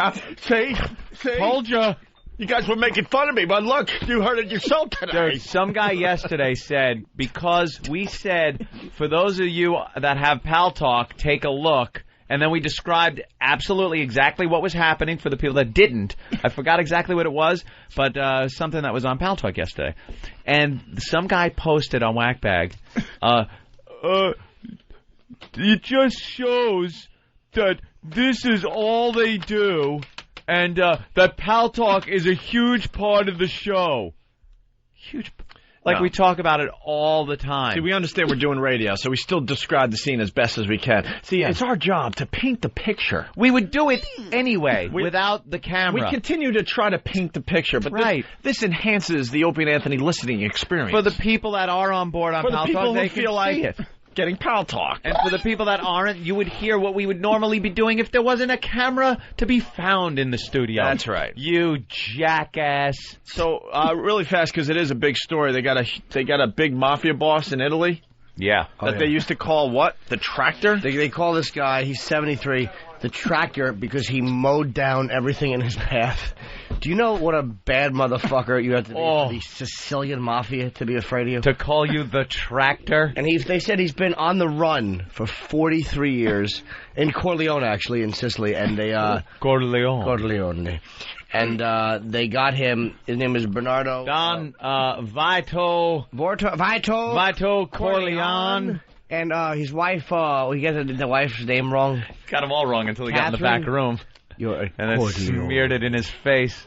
And they got this guy, and the cops in Italy have to wear, like, those ski masks. Yeah. They're so afraid of the mob there. Oh, if they get ID, they're dead. Dead. These guys killed judges. The mob is rough in Italy, man. In Italy. I watched a great special on the mob last night, and they've really dismantled it. I mean, it's still, going on, and a little smaller factions, but the days of the big bosses that used to walk around and almost like celebrities, especially Gotti, of course, everyone knew him, but would walk around, he's an organized crime figure, there was nothing they could do about it, and they walked around like By the way, this is Anthony talking. I completely believe that the Mafia is as strong as ever. Oh, I'm not saying it's not strong. I don't see any weakness whatsoever as far as the mob goes. Did I ever say weak? First of all, did I ever say weak? I said they're still out there and around, but that day of the big boss is gone. Well, they went back underground. And I say that with sorrow. I enjoy opening the paper and reading about these fellas. There you go. These good fellas. They have been weakened, I mean, because of RICO. And there's bosses, like high-up guys that have, like, turned stays out into the RICO, man. That's just, they're never going to be the same again because of the RICO stuff. But they arrested this guy, and all the cops had hoods on their... 50 cops with hoods, because they traced his laundry, like his wife was doing his laundry. There's some weird system they had. Which obviously worked. Got him on his laundry. I think he was probably a little overconfident when you're free for 43 years. Yeah, you pretty much figure you start letting your guard down. Like 63. Who could possibly still be chasing me? See those shows on some of the channels, A&E and stuff, the crime shows where the guys cold case files, and he was 23 years later. He thought he was off the hook, and then DNA. They find something, and. Think back like 23, 25 years from right now, and think of something like you did. First space shuttle mission, 25 years ago today. Was that it? 25 years ago today. Really? It landed, I believe, yeah. Well, think about that. You know, a long time ago. Think about it, all that has happened since that day. In 25 years. If you were just walking around, you know, think of something you did 25 years ago, and then someone coming up and going, remember that thing you did? You're going to go to prison now for life for it. Oh, but I was walking around. Everything was cool. I didn't do anything else. 25 years ago, I remember being 10 and invited to your 40th birthday party. Jesus Christ. That never happened. All right. You ready, Twitchels? We got some boys that are going to help with this, or what? Hope he's using Howie math on his birthday cake with his candles. See, I can't. Are we doing pubes? I can't, though, because look. All right. We really you got need nothing? to see the pubes. Okay. I ain't going to start with the honey. Thatch. Start with the honey. Start with the honey. Jimmy? Oh, the honey. Oh, Anthony, stop. I should have just said start with the sweetie. Oh, cut it out. All right. Now, how are we going to do the eggs? Look, Steve's coming to barge in here and take it. Keep him away from the honey. Everything is fun, but there's no need to waste it. He's just trying to paw away at the honey. Stab it. So you're going to get all over his hands, Eric. All right, now, take that honey now and rub it into the other hand like you would if it was hand lotion. Oh, this is freaking me out. It's so sticky. You don't like sticky things, Ann? I hate Rub it like it's hand lotion. It rubs the lotion on its hand. Because we don't want it dripping all over the counter. Rub the honey on its paws. The poor interns are going to have to clean all this up. No, you'll be fine. Don't do it. You're not going to... You can't have that sticky stuff on your face. Yeah, there's no way you're going to slap your face now if you have sticky stuff on your hands. I'm really going to focus here. I have to draw the line at a salmon. It does feel kind of cool. Wow, man. The pal talkers are loving this because he's struggling. When you bend your hands now, is it sticky in all the creases? Yeah, and the little crevices. And you know when you unravel them, you get that little... Oh, yeah. Describe the stickiness to Anthony. We got all sorts of things happening here. Describe the stickiness to Anthony. No, really. It really is like all in the little tiny crevices I never thought, could be that bad. When I used to work for a living, sometimes I'd be cutting holes for ductwork in the floors, and I'd grab onto a 2x4 in a newly built house, and it would have sap coming out, and sap would get right in the middle joint of my thumb. Yeah. And you cannot wash that stuff out, especially on the job site. There's nothing that gets rid of the sticky. Yeah. And every time you bend your thumb, it's just... And it would make me lose my mind. And how about behind the knees? Like right behind... Oh, when I was a kid, I was on a little, like a chaise lounge. And someone spilled Coca-Cola on there, and I laid down on the little chaise lounge, and I got sticky Coca-Cola behind my kneecap. And every time I bent my knee... and it drove me nutty. Anthony, I would love to listen to you, but he is losing his mind. That feels so good to just smack yourself. Shit! You have to. You have to smack your head. I don't have to. He has two hands that are completely crippled because he's every muscle in his hands are working right now. Oh, a smack could feel... That urge is there. Oh, Jimmy's really good at this. good. Jimmy? I know what the feeling is. Oh, my God, look. Oh, he almost hit himself. Look at the strain. He wants to smack himself so badly. This feels so good. Feels going up. This feels so good. Look. Cry. Look. Oh, yes, everything's right with the world. Oh boy. Because it's puffed. It's nice and puffy. Partially the and hand. then if you hit it... You guys always instigate me, and I have a good time, but I really think I could do this. It's just going to take time. Fine. Yeah, just control it. Just control it. How sticky are his hands there, Jimmy? Awful. God, no. No, getting sticky stuff. I saw honey fly. Take the headphones off. He doesn't need the headphones on. I know. Yeah, you really don't need I saw honey just fly off his hands and face. Look. You're okay. You're okay. A little sticky. Does your face feel sticky? All right, look. Tastes nice. Tastes good. That just feels and right. the thing is, when I hit it and when I bring it out, I feel like my skin pulling towards my hand. Would you do Very that? sticky. Never. You can't get me near sticky A lot of people suggesting to put a dildo in one of his hands. We have a He's not dildo. going to smack himself with a dildo. Oh, all right. Don't slap so hard. He's got to. It feels right. He understands what he's doing. It feels right for him. It's right. He knows the right hardness to hit. I can't wait to get to that show tomorrow night. That's going to be a great show. Yeah, where's the show, Twitchel? Focus on the show. Oh, wow. The Twitchel show. Tomorrow night, 9 o'clock at the Laugh Factory. Short Bus Comedy Tour, right, Jimmy? Yep, the Laugh Factory on Broadway. On 42nd Street. You're working on 42nd Street. Absolutely. Legendary place. 9 o'clock, you're gonna be there. Everyone, the whole gang is going to be there. Awesome. Colin Quinn's coming down. It's going to be a huge show. What is this? You might stick it in his eyes. You can't give him a fucking hard eye. I'm nervous about this. Oh my God, he's shaking. His eye just flew across the room. Exactly. The power of Christ compels you. He's not going to hit himself with things. He smacks himself. Pudding. Yeah, pudding. Come Give him some chocolate pudding in his hand. E-Rock pudding. No, yes. No, he doesn't need pubes. Where are the pubes and whose are they? I'm sure Travis is involved trying to cut everybody's out. Travis. Oh my God. The hairiest waif ever. All right, look, he's got a really big hand of pudding that is.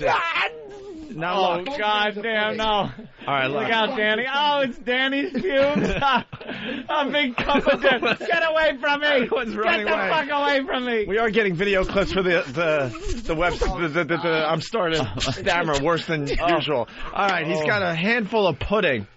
Oh, God, that is a lot of pudding. Oh, my God, there's no way you're going to... There's no way. Look, you got to control those Twitchels.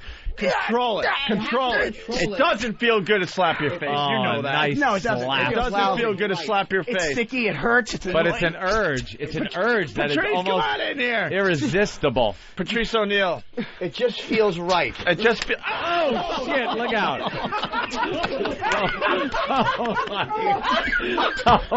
God. I think he got Patrice on his hat. I think he got on Patrice's hat.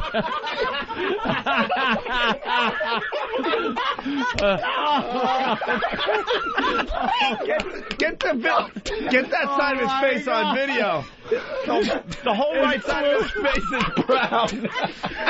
You know how important Patrice's shit is to him?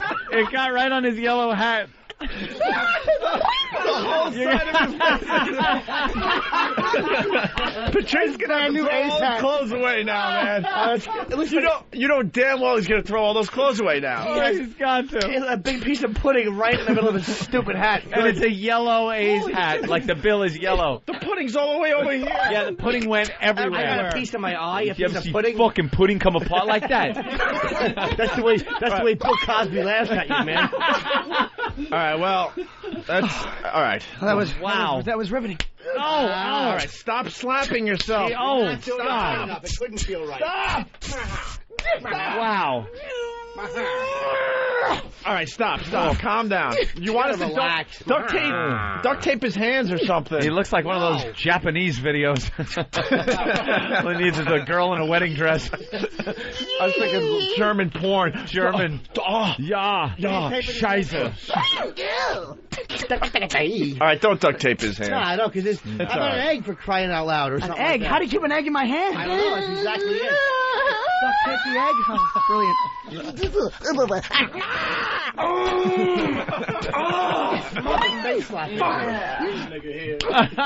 Dude, he's got on a suicide bomb.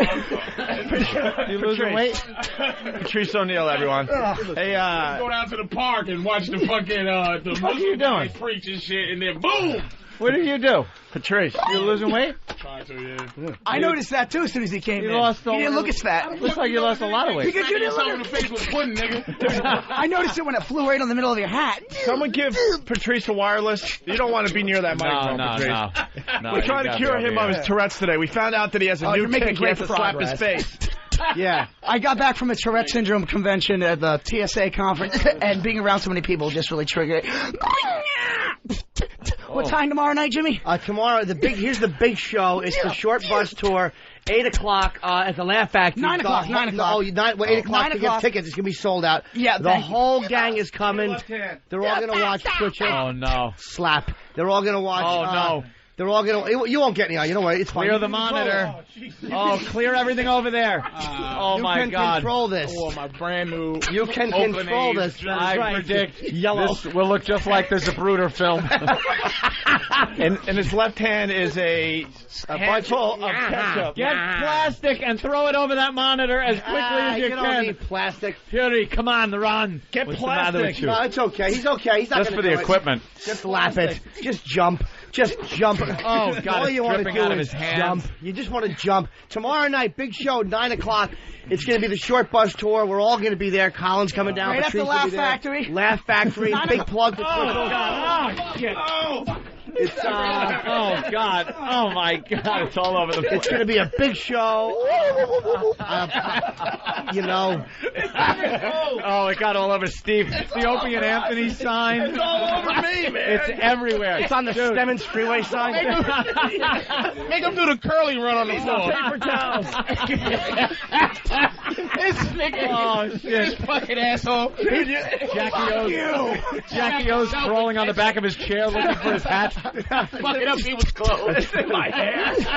Oh, that got everywhere, man. Well, Opie, your therapy's progressing. Yeah, you're making All right, progress. well, I think... How about, hey, you got to dump some of those in his hand now. Wait, what? Danny, now. Wait, hold on. What are they? Let me see. They're Danny's pubes. I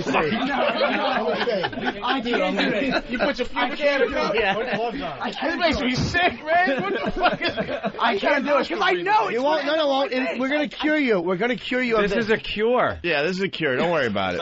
How about a little vanilla icing first? See, because everyone... Yeah, vanilla icing. It Good. smells good. Certainly does.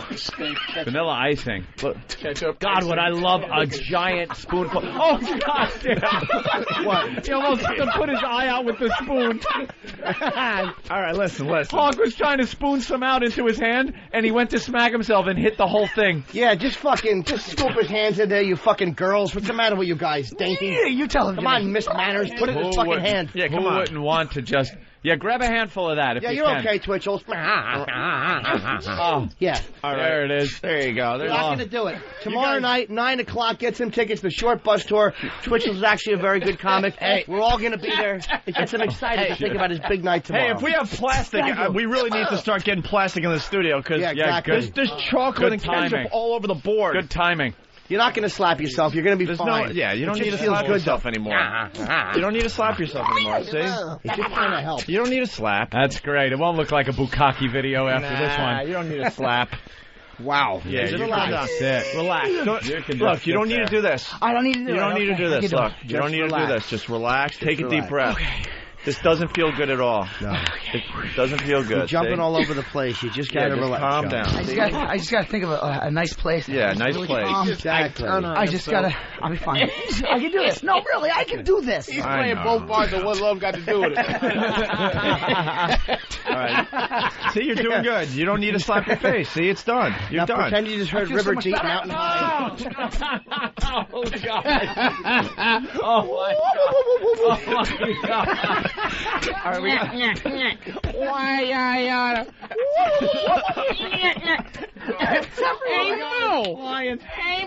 Holy shit. Like a gangbang video. This is awful. All the Three Stooges. You got Moe's cut. Why you? Yeah, he smacks himself. Wise guy. Come on, Porcupine. He's Curly and Shemp and Curly Joe. Oh, my God. All right, well, there's white all over his face. We need some type of cleaner on that sign now. You look like Fez after New Year's Windex or something. That's going to be a big show. There's so much. How do you guys feel about this? You feel good? I think it's helping. Yeah, there's a lot of It is crap helping. in my hair I right feel now. the healing. Please dump that cup into his hands. Please put that cup. Yes. Oh, God, I can't do it. You won't. You'll be fine. No, hey, man, we got to cure you of the Tourette's. This will cure you. I can't do it. I can't do I it. know. The studio is being... I know that you won't. No amount You'll be of okay. money can make that happen. You will control yourself. I can't do it. You will. You will control yourself. I won't. Do you think I should do it? Do you honestly think I should? You will control yourself. I don't think you'll slap yourself with it. Is why I think you should do it. The best part of this, I think that's the thing that'll keep you from. I think this is the first time Danny's ever trimmed up. It's like a fucking forest in that cup. Here's what it is. God! You know how when you chew your nails, the bottom part of the thigh. Keep going. They put a glove on you. They put something on your nails to stop you from chewing. Right. Yeah. We have nail biting problems. Right. Yeah. So this is kind of the same thing. The other stuff is all food. Dump in his hand. Yeah, but Tourette's is completely uncontrollable. No, I know that, but there's times when you're acting where you don't feel it. Yeah, you're acting, and it's but obvious. But this will be such an overwhelming thing that that's what I'm talking about, nigga. Wow, it'll counteract. It'll counteract in my face. You know what? I'll do it. Yeah. It'll counteract it. Wow. I'll try. I'll really try. Wait, you don't honestly think you had a choice, did you? Yeah. Yeah, right? Lewis, it makes me feel a little bit better knowing. Sweet Lewis, he's going to dump some into each hand. We stop being tentative. He doesn't have a knife. Yeah. Fucking. All right, no, just get him in there. Sprinkle liberally in each hand. Yeah. All right. Pubes are going into. Oh God damn it! Make sure they stick to the stuff there. Reach over and do the other hand too, Danny. What are you, a queer? Oh my God! Now press him on there. Press him on there. You got to leave him in there, Twitchel. Yeah. No, there was some hanging around. Oh, that's there it is. There's no way. Danny's pubes. Holy crap! I don't think I'm going to lick the icing anymore. Oh my God! Danny's pubes. Now you can just relax. Now you control yourself, right? Wait. Watch us cure Tourette's. We have a treatment here at the clinic, the Opie and Anthony Institute. That's right. We'll show you how to cure Tourette's. And we got to explain. Dick-face treatment. Anthony, we got to explain, though. I mean, that is a lot of pubes, because people at home are thinking, maybe one or two. I don't think he has any fucking left. It is... Danny looks like he'd be a hairy guy. It looks like huge And if you've ever seen Danny's nuts and dick on Pal Talk, you know there's a lot of hair down there. It looks like he's holding Good Times and Cooley High. Just call up Danny's mom and ask him how many pubes Danny has. She'll tell you. See, you're doing good, man. You're doing good. It's tough. By the Your way, hand wants to slap. God. You want to slap. You do, but by the way, you're okay. See, you can't slap the pubes on your face. Danny didn't even shower today. Yeah, they're sweaty. Don't. He doesn't shower before he you're scratching your nose at Danny's pubes. That finger is... Don't slap. Don't slap. The icing is getting lodged in my nostril. Someone help me blow my nose. No, you're okay. Just breathe through your mouth. Okay, don't slap. You don't need a slap. You don't need a slap. The Tourette's thing is all in your mind, dude. Big show tomorrow night. It's 9 o'clock at the Laugh Factory. Laugh Factory, the Short Bus Comedy Tour. Myself, Jimmy Graham, Mike Cateo, Tim Grohl. We all have disability. What's the phone number? Oh God, it's go to laughfactory.com. I don't have the number offhand. It's the Laugh Factory in Times Square. Was it on 42nd? 42nd Street. You work it. It's one of the biggest clubs now. It's going well for you. We're all coming down to see you. After doing this, I'm dead serious. I want you guys there. Yeah, we will all be there. Absolutely. We are curing. Oh, you're okay. We are curing Tourette's. We're all coming to see you tomorrow. Look how close you came, but you were able to control it. He almost broke his wrist. Trying to keep that fucking pubic hair. He was this nigga. This nigga look like a Chinese contortionist. You slap your he goes stupid, slap the He stopped his hand in midair, and everything else went forward. He wants to. You know what? I bet the icing is really fucking him up, too. Can you let me me try to do something to calm this? Can I read something? Reading will help me take my breath off. hills are mine. You gotta give me some leeway. I'm willing to do jump, this. jump. Slap. Your face. It's so good. It's so nice to slap your face. There's no way you're going to slap your face. Nice. Now, you don't want to slap your face. You're almost cured. See, you're not going to slap your face. It's not cure. You know that it's going to make everything okay, but you don't need to do it. That's right. There's other ways. It's like I know the immediate. I just have an image of my in my head slapping my face right now. I'm really. This is really hard. Man, you know it would feel good. I can't cry because the icing's in the way. You know it would feel good, but you don't need to do it. Yeah, you're not going to do it. You don't need to slap your face. I'm doing it now, and it doesn't feel as good. Oh my God. God damn it! Oh, God. Oh, he's spitting out Danny's pubes. He's spitting out Danny's pubes. Oh my God, no. Let me see your hand. Oh, he's spitting Danny's pubes out. Oh, my God. Is this funny / really sad? It's just... Can you get some... Can you help me with my eye? I got wipe his eye. He's got Danny's pubes in his eye. Could wipe his somebody eye. help him? Exactly. Eric, how do you usually get them out of yours? There you go. Oh, he smacked Hawk's arm. That's right. Hawk got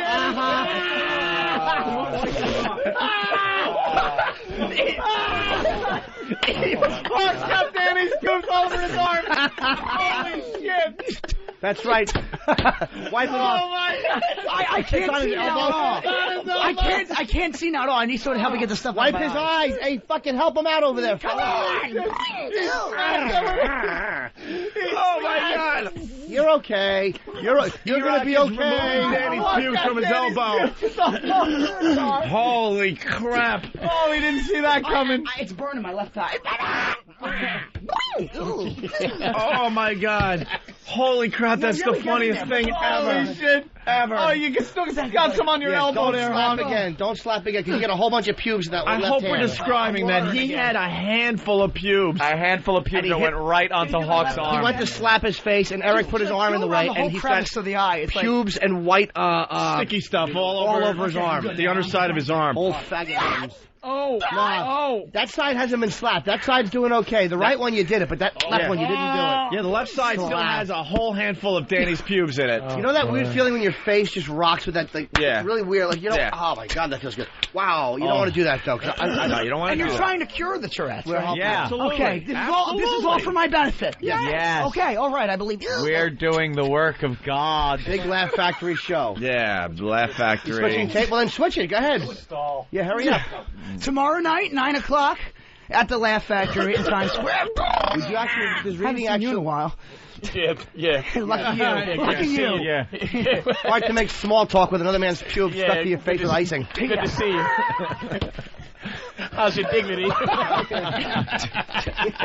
haven't seen that in a while. You're not going to have... Hey, what else can we have me walk around? Hold on, we got pubes in his left hand, still in his left hand. What? No, don't do that. What can we put in his right hand? Peanut butter. Look at this. There's a video of Voss on Last Comic Stand. Anthony. Yeah. Guys, there's little clumps of the icing, and there's a pubic hair like popping through one of the clumps, sticking up, and this one still is full, and this is just like, it's starting to get wedged underneath one of my fingernails. One of the pubes.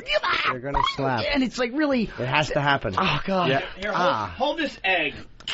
Tape it. Just hold this egg. No, don't give him the egg. He'll hit his face with the egg. No egg. No, I don't want the egg. Hold the egg. All right, I'll take the egg. Just hold the egg. Just hold it. If you drop it, we throw the entire eggs at you. Oh, my God. What? No, he could just, that'll relax you. Yeah, relax. See, relax. Look, the egg is just balanced in your right hand. The pubes are in your left. Danny's pubes in your left hand. A whole pile of them. You guys are humanitarians. What you're doing is great. The pubes will not end up on your face. We know that. Okay, well, you got some on the right side of your face. We understand that. I see Nobel. See, you were able to control it. See? What, were you an inch away from slapping your face, right? Stopped. And you stopped.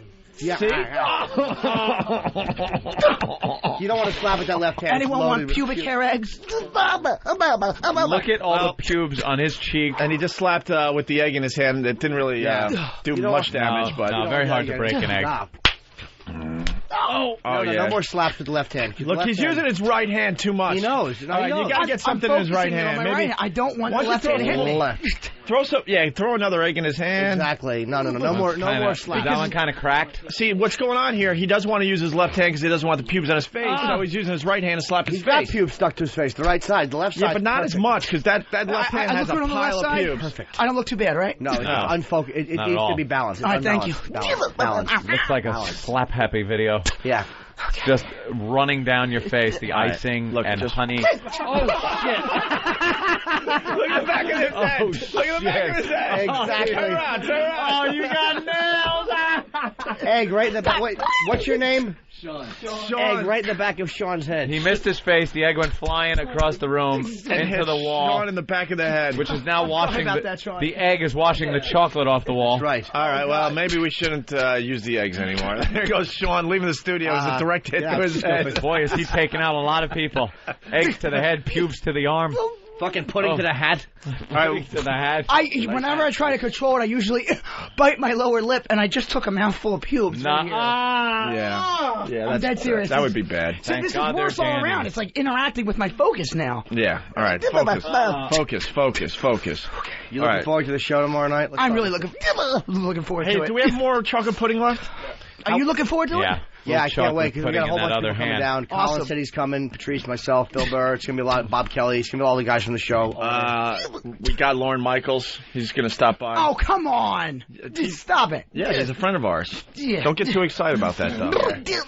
He sees a lot of comedians. I mean, so far. No, don't put it in the left hand. Not that big of a deal. Two inside left. Don't do lefty. The left hand, man. I know you want to hit. You know the right hand's not getting the job done. By the way, you know the right hand slapping your face is not getting the job done. Obviously, it is because I'm managing the control of the left hand. Yeah, exactly. That's why we know it's all in your head. It's working. This is our cure. Your left hand does not need to slap. Only your right. So your left hand's fine. You're not going to use it. Yeah, don't slap with your left hand. The right hand has another pile of chocolate pudding in it. Unfortunately, that might end up on your face, but the left hand's still holding strong with the pubic hair in it. Have you ever done both together? Like, yeah, the two hands. Would probably feel great. Oh, the two hands. No, you don't want to do it. Don't. You're controlling it. Twitchels, you're so close to being cured. We can see it. Yeah. We can see it. Don't give in to the beast. Yeah, this is starting to become noticeable, by the way. If you just do like both hands together. Yeah, if everyone goes like this in the studio, look. So what? Just pudding ain't gonna hurt you. Like it matters. Look, if we all do this, see, nothing happens. No, don't do it. No. Yeah. Just think about that. Slap in the face, both sides. Slap. Both together feels right. Actually. Yeah, it feels really good, Jimmy. That does feel right. It's something about There's something wrong about just one, but when you do both, it feels perfect. It's very calming. It's perfect.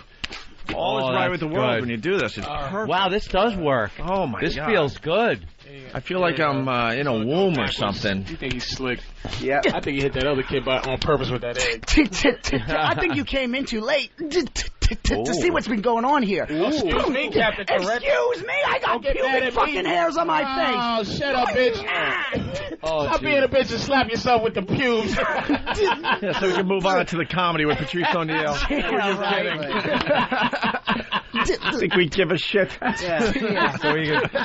So we could clean up the front row at the Gallagher show. Exactly. God damn. Oh, there's more pubes in his mouth. Oh, shit. There's the showstopper. Both hands slapped his face really hard. Pubes all over his face. Chocolate pudding to the right of his face and Danny's pubes on the left side of his face. Toretto-matic. He now looks like an old man that can't get the shave done. There's always something left over after he shaves. This is bordering on exploiting this illness. Oh, man. Oh, my God. Well, I gotta say, I don't think our cure works, Opie. Yeah. Well, we tried, though, you know. Yeah, we tried. The effort to count. It's trial and error. Phase 1 testing, Opie's going to bring the stock down because it didn't really work very well. Yeah, we're really banking on Phase 2. You know, you really truly describe this as a scientific I came in late, but you could prove this to be scientific. It is scientific. Just look at him. Yeah. Next week we're going to try to cure alcoholism. Okay. Field research. Tourette's is not cured by putting shit in the hand. Yeah, now someone can take note of that and now not waste their time doing this. That's right. Go on to the next thing. Right, try something else. I'm dead serious. This is a fucking scientific proven. This is damn straight. Can I clean myself up now? Wait a minute. Pubic hair might have a 50% effect. Right, the one hand. He wouldn't start slapping himself with the pubic hair. Yeah, I'm sure they're going to start subscribing. Further research must be done. All right, why don't we get him outside in the streets of Manhattan in front of the building? To announce it didn't work. All right, make sure he doesn't clean up. Let's get him outside. Maybe Danny or someone could call on the phone. That's right. All right, Twitchels, why don't you... Just try to be incognito on the elevator. Yeah. How do I get out of here? Just walk. We'll open all the doors for you. This is all over my face. Oh, where's the comedy show tomorrow? Tomorrow night at the Laugh Factory in Times Square, 9 o'clock, is the Short Bus Comedy Tour. I'm dead serious. It would mean a lot to me if you guys are there. I wouldn't get your hopes up. All right. You bastard. All right. I walk out now? At the corner. Everyone's showing up. It's at the corner. And between... Fucking idiot. Between help and me. Fucking complete idiot. Oh my God! Look, is that a big clump of pube and icing on the arm of the chair? That chair has to be thrown out. The best part. I came here all dressed cute for you guys. I know. Seen you in a while. You're on your A's I have shit. my brand new A's shit. My green stripe on my fucking Nikes. The second he opened the door, you got ambushed. I'm like a suicide bomb. I notice how it goes down. Like a Chinese food delivery man in the Bronx. Open the door, boom, right in the face. It wouldn't be bad if this was like a Cleveland Browns hat with the color, but this is fucking nice yellow and white. As soon as I walk in, man. Will you ever wear that hat again? I gotta buy another hat. Yeah, you gotta buy another one. That sucks. I'm sorry. I'm sorry. That hat is done. Over for the hat. Made for some great radio. How bad would that look to walk around with a big stain on the fucking hat? Yeah, we can't. It doesn't work. Hey, are we calling? Yeah, we will be. All right. Should we take a quick break? You can if you want. Yeah, we should take a break. When we get back, we'll have Twitchels live on the streets of Manhattan, looking like a complete lunatic, looking like a mess. Looking like? Chocolate pudding all over his face, and ketchup still remaining on his face. Pubic hair is on all over his face, all over his shirt that he's wearing. And with the twitching, we're going to get some good looks from these dopes. Do you know chocolate made it all the way almost to my keyboard? Hit me in the eye. Did it? It's right there. Oh, there's some here. It's in my hair. Jesus Christ. It's on the phone screen. There's a pube right here, too. You got hair and thing. There's no pube over here. All right, I know the velocity potential of the pubic hair, and it could not have made it over here. Hawk got it all over his arm. That exactly. was probably the funniest part. Danny pubes all over his arm. He went to wipe off Twitchel's face, and the second he put his arm over there, Twitchel freaked out, smacked him, and just got pubic hair and icing all over Hawk's arm. Let's say hi to Ken in Missouri. Ken. Hey, what's up? Hey, Ken. Hey, you guys keep saying this is the cure. I wasn't aware that dignity was a disease. Jesus Christ. You guys are killing me. I'm punching out. I think a lot of people might have turned off their XM radios today. Could be. Could be. I don't know how that works. It's better than doing it to a mouse. Yeah. Let a mouse. All right, why don't we take a break? Patrice O'Neal in studio. Who's Kenny Loggins over there? Where? Oh, that's intern Bill. What happened to him? Kenny Loggins. We never pulled that one out. That is fucking funny, man. Christ. Kenny Loggins. A footloose. Footloose. He looks fucking ridiculous. I'm all right. Come in with a full fucking beard. He grew that over the weekend, too. Oh, he's one of those guys. He's one of those guys. Oh, God. All right, why don't we... This is it. Make no mistakes where you are. Who the fuck is that? That's Mike McDonald and Kenny Loggins. It's a duet. If that was all white, he could be Mike McDonald. Danny's already outside. Let's go to Danny. Danny. Hey, guys, what's up? Hey, buddy. Hey, man. Say again? Yeah, what's up? Well, we're on the street here in front of the building with Twitchel. He's still covered in shit.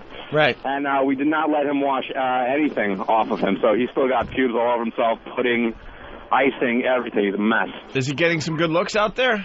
Well, yeah, I mean, he's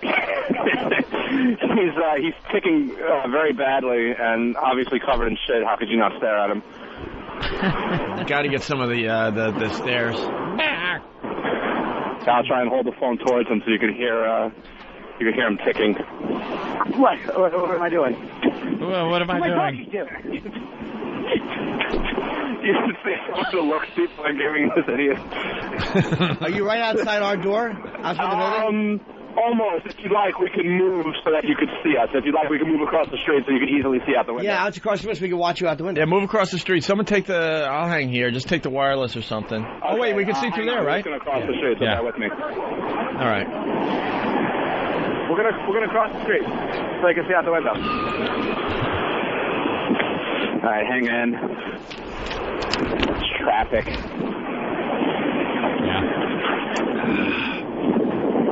Holy crap. Oh, what happened? Well, we lost him. He probably flung the phone into the street. Oh, that was goddamn. Really funny, man. Clean up this mess! You guinea brat! Go on and twitch, just like your father. I love the cleanup portion of this. Oh, Danny's back? The studio smells so nice. Danny. Hey, sorry, guys, the phone cut out. All right. All right, we're across the street, so you should be able to see us right now. Can you see anything yet? I can never see out of this window. I see Danny. He's off to the left there. Yeah. Are they avoiding Twitchels, or is he getting any looks? Or? It's New York. No one even notices him. No, we got a nice young lady right here who's absolutely entranced by the situation. She sounds it. Oh, you hanging out with me? Yeah, well, I can't hear them because he won't let me hold the phone. Well, I mean, he's got icing and shit all over his face. I'm not giving him my phone. And your pubes. We should just have Twitchell start yelling, "Help me, help me, help me." Twitchels. Danny. Danny. I can barely hear you. Twitchels, we want you to start yelling, "Help me, help me." Start yelling, "Help me"? Yeah. That's not a tick. You just want me to do it? Yeah, if you want to plug for your comedy show tomorrow, I would suggest you start yelling, "Help me, help me, help me." Like where? Like just right where I'm standing now? Yeah. Kind of walk around in circles. Give the phone back to Danny and start yelling, "Help me, help me, help me." He said, give the phone back to you and start yelling, "Help me." Okay, so that's what you guys want? Yeah. Okay, hang on. Where's he at? Right there. Right there? Okay. Help me! Oh, my God. People are running away. They're running away. He won't help me. He won't help me. Help me. Help me. Help me. Yeah. I've never seen New Yorkers alarmed or shocked by anything. Yeah. They're like giving them a wide berth and running. Danny went to make him say something on the phone, and he went to slap his face. He knocked stupid Danny's phone on the concrete. Oh, man, that was the last thing we ever heard from Danny's phone. Was a loud beeping noise. And he's laughing hysterical, Danny, as his phone is broken. That's right. All right. Enough with that nonsense. I know. Enough is enough. Enough with that Tourette's. Jesus. Exactly. Now let's just start announcing that the show is canceled so no one knows. Tourette's is the disease. We're the cure. God, Regis decided to dye his hair a little darker than usual. Oh, yeah? Oh, my God. That looks normal on a 76-year-old man. Yes. He's got the Ronald Reagan hair. Okay, we're going to take a break. All right. Wait, he's back? No, can't be. That phone is busted. Look at Ben's hairdo. Danny. Where? Danny. It's awful. Hey, soccer mom. Hey, Florence Henderson. You should be on a lesbian cruise with that haircut. Fucking, that bob cut is atrocious. Nice do. Yeah, Ben. He just nods at you. You can almost hear him just calling you an asshole. Oof. Are those Lysol sanitary wipes? Mm-hmm. Ben, are we going to be all right? Yeah. All right. We're just trying to clean up the studio. Danny. Yo. Hey, Danny. What's going on, guys? What's up? Like I said, Eric's phone took some damage, but I'm on another phone. Oh, that was Eric's phone? Oh, that's why you were laughing so hard. I was wondering why he was laughing at his own broken phone. What happened when he started yelling, help me, help me? I mean, people were absolutely they just wanted to run away, actually, like going straight up to people trying to get to work and just screaming, help me in their faces. They were running, yeah. Do we have video of this? Oh, absolutely. All right. Are we done? Yes, we're done with All right, Danny, thank you. For the day. Welcome, fellas. All right. The last thing, push him under a bus. Do that. I say we don't let Twitchell's back into the studio because he's embarrassing himself. Please cut that shit out. Yeah, have some pride. Man. All right, we're going to take a break. Alan Light is here, by the way, too. Huh? Alan Light. Right there. What was the last thing he had to come in the middle of, too? He showed up at some other weird thing. We'll ask him, yeah. Because the what? The NCAA. Oh, crap. And that was the last time we did anything crazy in here. That's the only reason Alan Light came back, because we didn't get into anything because silly stuff was going on around him. All right, we'll talk some music with Alan Light. We got Patrice O'Neal in studio and other things to get to. The boobs always bring this show to a halt. Oh, screeching halt. It's Whip 'em Out Wednesday. Whip 'em Out Wednesday. Whip 'em Out Wednesdays. Whip 'em Out Wednesdays. Oh, this is fantastic. This is beautiful. It's Whip 'em Out Wednesday. Whip 'em Out Wednesday. Those are real. Wow, that's cool. How about the woman that took her shirt off? Ah, yeah. Sexy girls. Sexy girls. You have signed Girl Show boobs. I see boobs. Yes. He just got wowed. Wow. Hey. It was amazing. That's nice. Opie and Anthony. Hey, yeah. It's world renowned. It's Whip 'em Out Wednesday. It's Whip 'em Out Wednesday. Whip 'em Out Wednesdays. Those are real. Cancel your appointment. Okay. It's Whip 'em Out Wednesday. It's Whip 'em Out Wednesday. Whip 'em Out Wednesdays. Show us your fun bags. Oh, wow.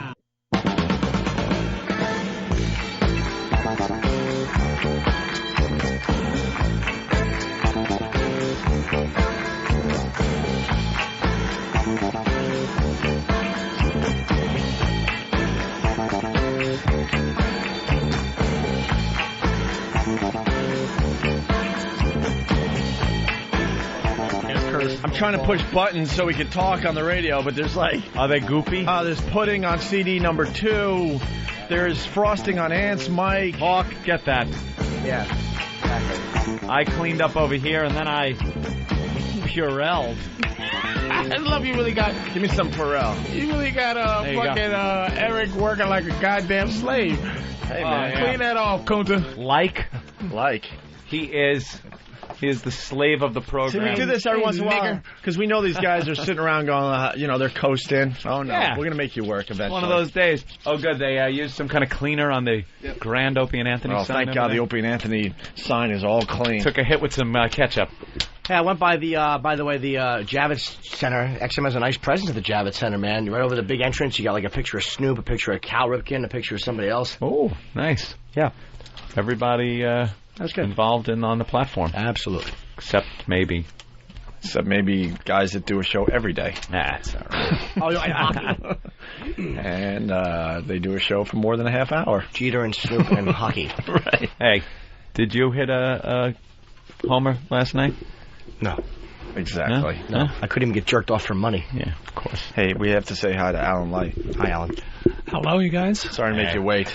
Hey, man, last time I was in here, it was a guy tweezing his pubic hairs. That's this right. time I'm in here, I don't know what Dude, I got to say, it's not usually pubes. See, my number's coming up wrong here. I don't know. Not just we pubic usually stay hair. away from the pubic hair. It's usually the whole package, dick, balls, and pubes. We like it. Men. Yeah, a bunch of men with a mouthful. Draining each other out.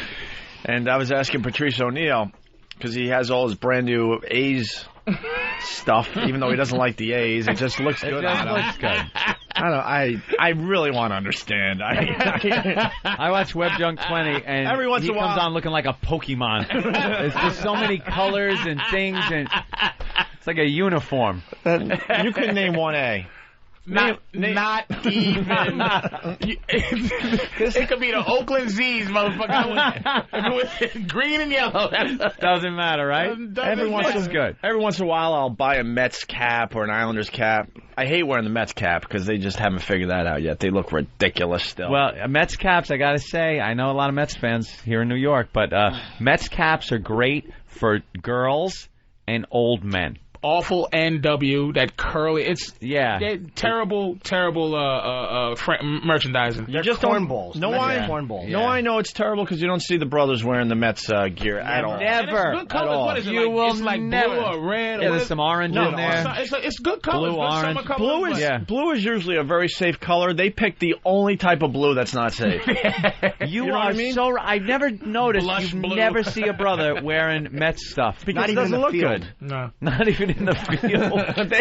The brothers are like, man, trade the Mets. Gotta wear this shit. Yeah, it's fucking up my game, man. Yankees gotta be number one, man.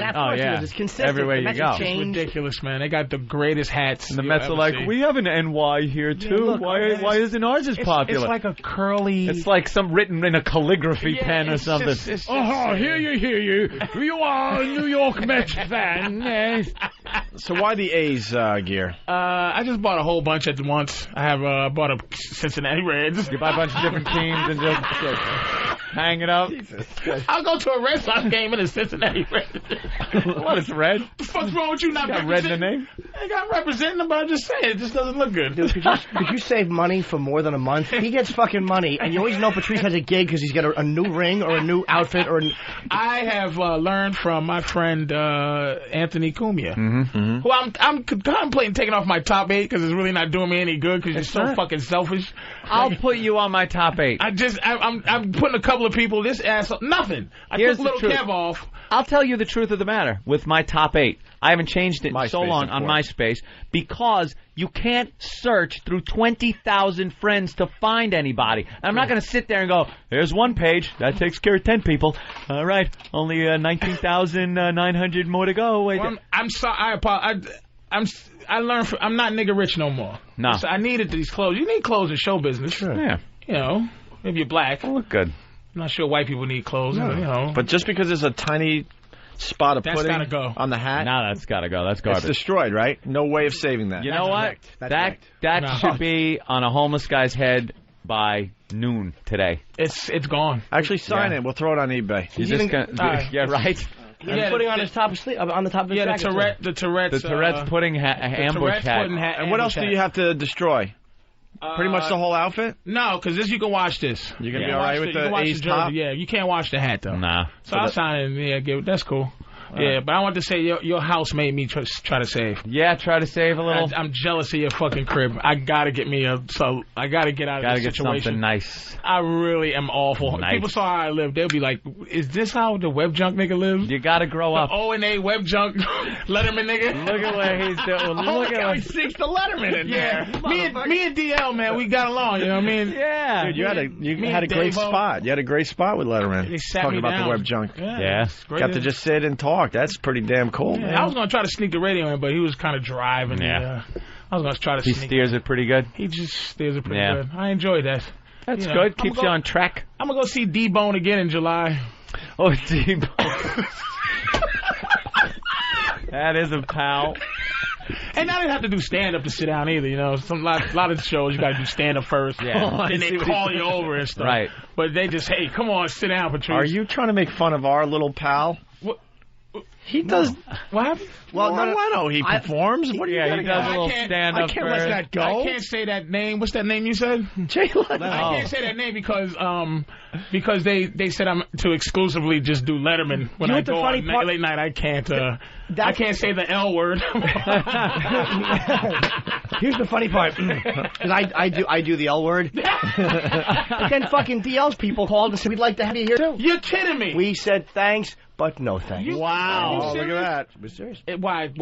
Did they tell you? Loyalty, my friend. I prefer the L. I like Sushi Nozawa. Do you understand they're both L? Letterman and they're both Leno. L.E.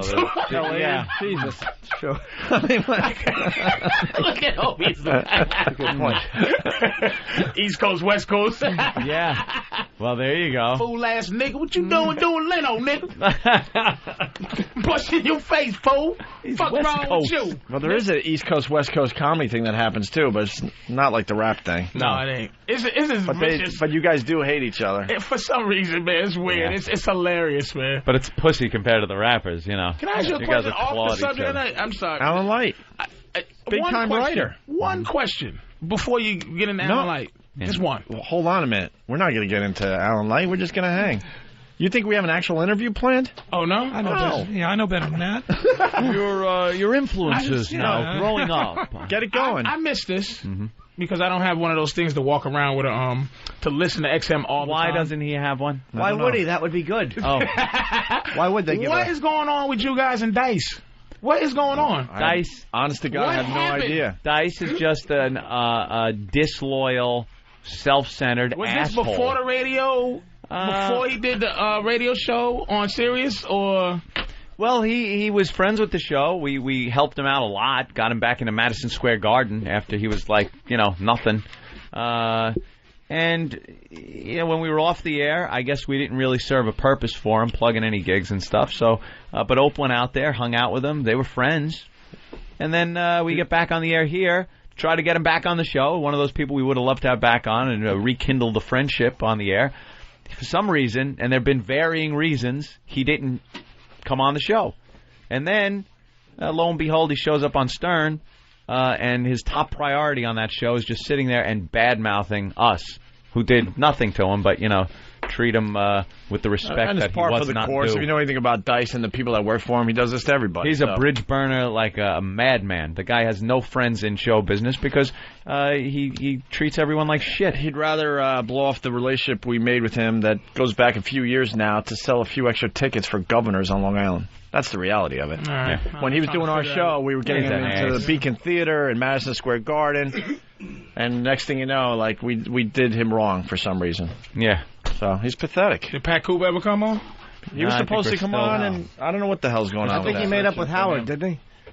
Jesus, he was on one of Howard's channels, I think. All right, Curiosity been gone. I haven't seen. It's honestly, it's sad, but there's no real surprise there. I knew when Dice started doing our show that it would probably end weird. Yeah, because it's just that type of guy. Well, I can tell you, with another season of Web Junk and me and DL hanging out, you guys still. In the mornings, I'll still stop through. Thanks, man. You ass. Just stop through. I was watching Web Junk, and I see... It's hard to forget where you came from when you're still right there. You're still right across the street. I be trying to be upper echelon, and it just don't work. Yeah. Who are you kidding? We set a show up at 9. You were here at 8:30. You couldn't wait. You couldn't wait to get in here. Fucking pudding hat. Coming in with my brand new hello everybody, pudding in the face. There you go. All right, I was watching Web Junk, and I saw your second clip show thing that they did, the best of. The best of. How long has the show been on? You've done 3 best ofs. It's a documentary. We've done 3 best of shows. I see Patrice going, welcome to Volume 3, the best of Web Junk. I'm like, the show just got on. The reason I exist on that show is because they have to have a reason to show the clips. Right. That's the only reason I'm there. I have to go, hey, folks, this is why. Yeah. And the ones they show again are ones that they can show again. Yeah. They can't just fucking frivolously show shit. I'm hanging by a thread. They had to go to they had to go to a top secret place in Alaska to go fish for a season's worth of new shit. Yeah, new videos. I love doing it, but it's just I don't think it's that gonna the well is going to run dry. It's a shelf life Yeah. because they did a contest. Come on, everybody, give us a video. Send it, please. Bunch of idiots, motherfuckers are just uncreative. This country sucks. Come on, give us a video. Everybody pretend shooting themselves in the head and flying around, and it's it fucking stinks. Let's go to Mike. Mike, what's up? Hey, I heard Dice's side. He said that he's pissed that Opie flipped out the night at the Garden about Mancow coming out to announce him, and he said that you cursed out. You were cursing and screaming in front of his little kids, and you disrespected his kids, and he doesn't. Oh, what a lie! He doesn't stand for that, and Mike, that was Mike. One of the big problems that he had with you. Mike, there was a problem with Mancow because Mancow was invited to New York City, Madison Square Garden for the Dice show. Okay, which that right there is a huge problem. We're arch enemies. The guy's a fucking asshole, and I don't even want to get into that part of it. Okay, and then. Mancow is on Fox and Friends announcing, because he knows it would get to us, and busting our balls saying that he's sponsoring Dice in New York City. I'm presenting Dice over here at Madison Square Garden. Shut up. So, obviously he could not be at the Garden. And we explained that to Dice, and we explained to it on air. It got heated a little bit. Here's what I would have to say. If he had a problem that day, why didn't he bring it up with us? We ended up having a relationship that lasted another 2 or 3 years after that thing, after that Garden show.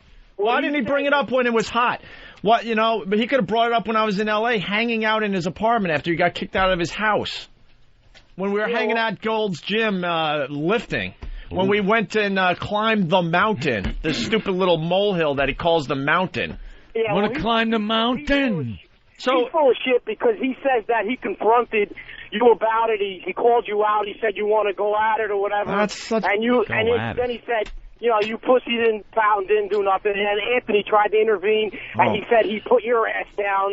Right. See, that tells how much bullshit it is right there. Because I don't get involved with anybody. Yeah, I was fucking drinking. He's bullshitting about that part. Mike, but did you see what he looks like? He looks like a mess. His fucking head is receding back. He's got an 8 head. I kind of feel sorry for him that he had to go down that road, but, He started to look like Don Rickles. Hey, you hockey puck. Huh? But it's all about the love, people. He's wearing those fucking weightlifting gloves. Like, what the fuck is... Well, weightlifting gloves on stage. That's great. I might do comedy. I might just work out. You can watch me. Jacob. You know what he says is really ridiculous, that he made you guys popular in New York. You were nothing until he started doing your show. Like, what the we did great radio with the guy, but we were very successful before Dice came aboard. We don't have to defend that.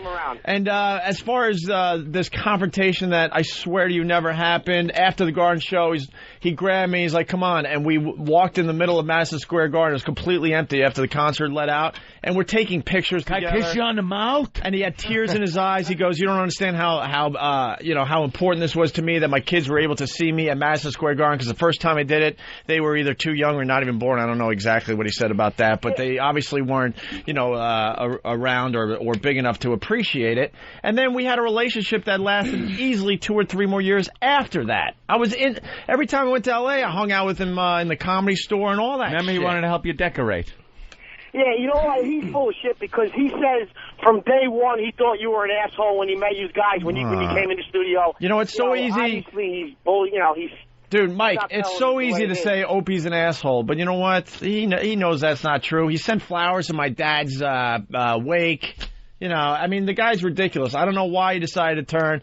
I guess he's desperate to get his name back up there and attempt to go, get back on top. Oh. Because all he was doing on Howard was trashing us to sell a few extra tickets at Governor's. That's pathetic to me. Well, I think he's trashing you guys because he knows Howard hates you, and I think he's just trying to kiss Howard's ass now to be back on his show, and dude, get on his good side. We were in his apartment in L.A. We went to the grocery store, and everyone was recognizing him after we went to, Gold's Gym. I was out there for a while, so I hung out with him all day. And then we're at his apartment. He's making, it's pretty funny, actually. He's making, chicken stir-fry for me and stuff. And then we're sitting around talking about his family, his kids. And he's showing me, videotape of this reality project that he was doing at the time, which honestly was really good, but no one picked it up. But it was really, really entertaining and fun. Because he's burnt every bridge. And he was asking me, what I thought of it and all that stuff. What do you think? So, you hear? So all right, guys, punch it out. I honestly don't know why he turned, but he did, and, good luck to you.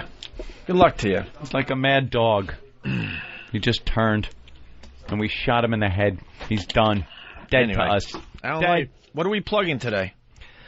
I guess I'm still plugging the book. I don't know, Story of the Beastie Boys. The skills to pay the bills. Story of the Beastie Boys. And we got into this last time. You don't watch American Idol?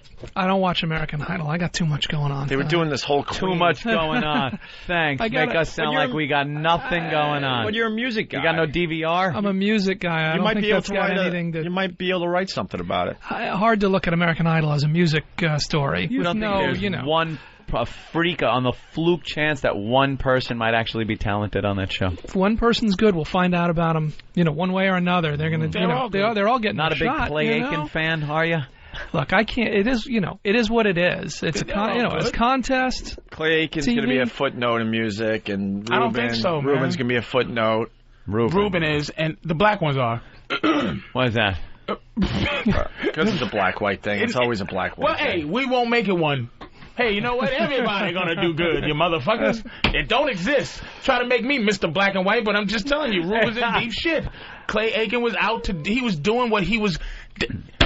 Listen, motherfuckers, the show is fucking rigged so that black people can't really succeed on the fucking show. Really? It's despicable. Come on. But how do they win First of all, then not... How the fuck do you have, what's her name, Priceless? Mandisa? No, that bitch, come on, you know that. As a white man, you gotta watch that shit and go, that was fucked up. That was fucked up, but I think that's because you split the black vote. I think you had to, there is no black vote. You got the little kid, Paris. That's why they looked like a whore last night. Yeah, just like a little She looked like a fucking, a white groupie from she looked like... from Twisted Sister video. She looked like she was 37 years old last night. They got confused. Yeah. But why would you have people sing shit that they wouldn't want to ever fucking sing? Right. And why wouldn't you have people vote for the worst performer? Yeah. Not the best, because if the best, you're always going to have more white people fucking voting. There's more white people. So they're going to vote for the best. They're going to vote for who they want. Would you like us to move somewhere? No, I'm just saying, leave the vote country. for the worst so that Mandisa would never be in the fucking bottom 3, right? Hey, I got no fight with the show. But I agree with you. Hey, Ruben won. I mean, look, in this country, he was just judged. No one notices skin color in this country. Because Clay Aiken's a sissy. Yeah. That's why this country's more comfortable with blacks than they are with sissies. I find that hard to believe. Yeah. I just think that they are. Sissies never take your car and drive away with it. Bring it back all clean. I never had a fucking gang of sissies chase me into traffic and fucking... Oh, yes, you have. No. They just were dressed like women. One took my glasses. Snatched the glasses off your head, yo. For wasting my time. I'm just saying, I watch it. Oh, I watch the fucking show, man. And it is that all pudding on the ceiling? But we got that they're pointing at? What is that? There's a big smear of pudding on the ceiling tile. E-Rock, that's pudding? Yeah. That's Holy good. mackerel. Remember that old joke? I'm just wondering how he got his asshole up that high. I guess you don't. But the Queen stuff last night was just a complete waste of time. It was. No one's going to be able to sing like Freddie Mercury ever. No. Unless you kick yourself in the balls before you hit the stage. Please? Can you tell me why they have you sing in fucking genres? No one has to sing in a genre when you're trying to make it. I know. If they do a comedy competition, you don't go, all right, we're gonna do George Carlin stuff today. And they're going to bring out props. Now, you got to do some prop comedy, Patrice. We're going to give you a trunk with some stuff. This is exactly what it would be. We're going to give you a trunk. And Gallagher's going to come out, and he's going to help you and coach you on how to do prop comedy. Get the fuck out of here. That'll be fun, actually. No, stupid. Take the hammer and put it over your head. You don't do the over the shoulder. Do you ever see me do over the shoulder? I'd hit him in the head so hard. Did you see what Kenny Rogers, and I know you must have talked about it, but Kenny Rogers with his makeover saying, Mandisa's like, singing fat bitch songs, what I mean? What you want? And she's like, he's like, pronounce the L's. On the country, the story. What? I'm like, you fucking up these people's minds. Mm-hmm. You fucking up their minds. Look and your boy got to go. I was in Alabama last week. Bucky. No, Ace. Chris Daughtry? retard. Kevin? Thank you very much. Kevin? Take me home. I don't know the name. Taylor Hicks? He gotta go. Taylor ain't going Taylor ain't anywhere. going nowhere. He sucks. He's gonna be in the bottom. If he's not in the bottom 3, I'm a boycott. I don't the show. agree with you. I mean, I do agree with you, but I don't He think ain't going anywhere. he's going anywhere. The American people love shit like that. They're They gonna sit get rid there of- and go, God damn, he's funny. They're going to get rid of Ace. He's goddamn funny. They're going to get rid of Ace and Elliot before Taylor Hicks goes. Ace even has though, to even go. though Elliot's probably a much better singer. And I feel bad for Ace because he's out of here because he's been in the bottom 3 for a while. But It's about time, who though. makes We Will Rock You their own? Yeah, I know. How the fuck do you un-karaoke? It's a karaoke song to begin with. Right. He had balls, too, because he goes to Brian May, I want to change the arrangement of the song. And Brian May's like, what? No. I ain't changing Fuck the yourself. song. I'm not changing anything. It's like, first of all, Mr. May, you ain't shit without that sissy Freddie Mercury. Let's be honest. He had a very distinctive guitar sound, Patrice. And then when George Michael stepped in, it was fine. And then Paris looking like she's 37 now with those hair extensions. How did what she was go that from, about? From, oh my God, she can't lose, to poor baby. Thank you, Sammy. And Kelly Pickler is completely faking this. She's playing this stupid angle. She's definitely... on paper it looks good, and then she goes, what is on paper? Look, you're not that stupid. You can't possibly. She's got be. a little stupid in her, and someone said the stupid thing is working. I would continue with that. That's all that's about. Yeah. You don't Work know what the on stupid paper angle. means? Work the stupid angle. See, It's but working this is for why you. this is not a music. I mean, that's the thing. Like, everything they've achieved is amazing, but it's all, But now you get somebody like... who looks like what? How do you let me play tell the you voters? something. How you It's doing? true. That's cool. That's TV, and it's they're killing everybody. But isn't that what music is about? The image that the person has? There could be some of the best singers in the world, farming somewhere in Nebraska, and they'll never get the chance to show themselves. Yeah. And it is about personality, how you present yourself, how you look, how you act on stage, if you can relate with a crowd. Like that guy, Chris, is really a great singer. This guy's voice is amazing. Which one's that, the rocker? Yeah. And he has a thing where, like, a guy like that, you would hope he quits. Just leave the show and sign with somebody. He has a thing where he just seems what, professional. though? He has a movement that, like, he's a pro, American Idol's protected against that these days. I bet you can't quit the show at all. They've already signed. I think once you get to the top 20, they all have to sign exclusive one of the deals. seasons, someone did quit because they knew they were better off if they quit. Yeah, who was that? Exactly. No, you're right. Was that the guy that was banging Paula Abdul? No, it was another Puerto Rican kid with a cat, and the different kid from New York. Yep. Hey, hold on a minute. We got to say hi. We can't let a big star wait. Dennis Leary. Hey guys. How are you, buddy? I'm all right. How you doing? Can I? I was just. It's Opie talking. I was just on vacation, and I got to admit, I'm the last person to see Ice Age. I finally saw it, the original. Get out of here. You're not the last person. There's plenty of people out there that need to go to see this movie. No, he's talking about the first one. $120 million. Dennis. I know there's more money. Dennis, you're not listening. I'm talking about the first one. The first one he didn't see. The first one, Jesus Christ. I know. And you know how many times you've come in and I make believe I saw it? You liar. You low-down, dirty liar. I gotta tell you, though, man, that movie was great. Well, let me tell you something. The second one's even funnier. Yeah? And let me tell you something else. The third one? Jesus is dead. It's going to be great. You don't need to celebrate Easter, okay? Ice Age is alive, all right? Go there. Go see Ice Age. Actually, Jesus is in Ice Age. If you go to Ice Age 2, it counts as going to Mass if you're a Catholic. How easy a gig is that? Yeah, you go to see the movie and you celebrate Easter at the same time. I'll tell you how popular the new Ice Age movie is. It's making Dennis so big that he doesn't need to come in here anymore. Now he just gives us a call. A little phoner. You know what, guys, I apologize for that. I'm just in the middle of this, goddamn giant, press tour, and I obviously would love to be in the studio with you guys because I always have a good time there. Yeah. And I'm good at predicting the future. Ice Age 3 comes out. You forgot who we were. Ice Age 3 comes out. I basically retire. Yeah. If it makes as much money as this one, I'm done. I saw you in the paper the other day in your little fireman suit. Hey. Yeah. Hey. When does Rescue Me start back up? May 30th, season 3 starts. We're shooting it right now. The second week in May, the second season DVD comes out. The third week in May, the Rescue Me soundtrack comes out. Any black characters, Dennis? Oh, yeah. Any black characters? Yes, people after the fire.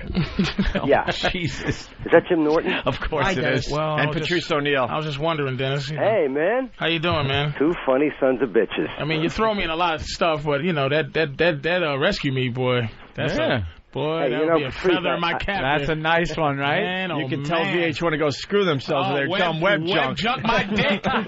With a little Patrice, rescue I got to tell you, man, I watch that show with my kids all the time, and we laugh our asses off. What's your favorite clip? My favorite clip, oh, man, that would be a hard thing to pick, but, oh, man, I would have to say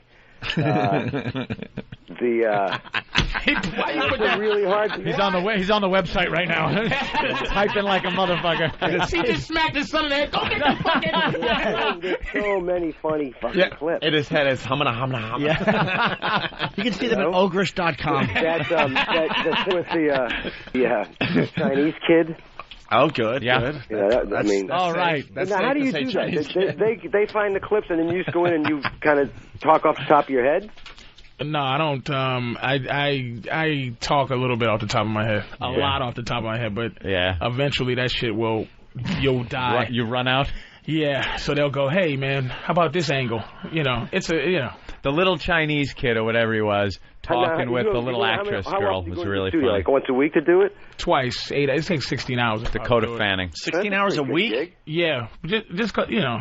Man, really? Working harder than us a week. Jesus, what are you doing? Well, I have 16 to hours? Because you say go, so here's much this stuff. thing. Look at this funny like guy. I say something that I think is a gem. I'm like, oh, look at that little gook just falling down. And I say beat gook, you know, and they go, well, you can't you can't say gook. You can say that. No, you can't.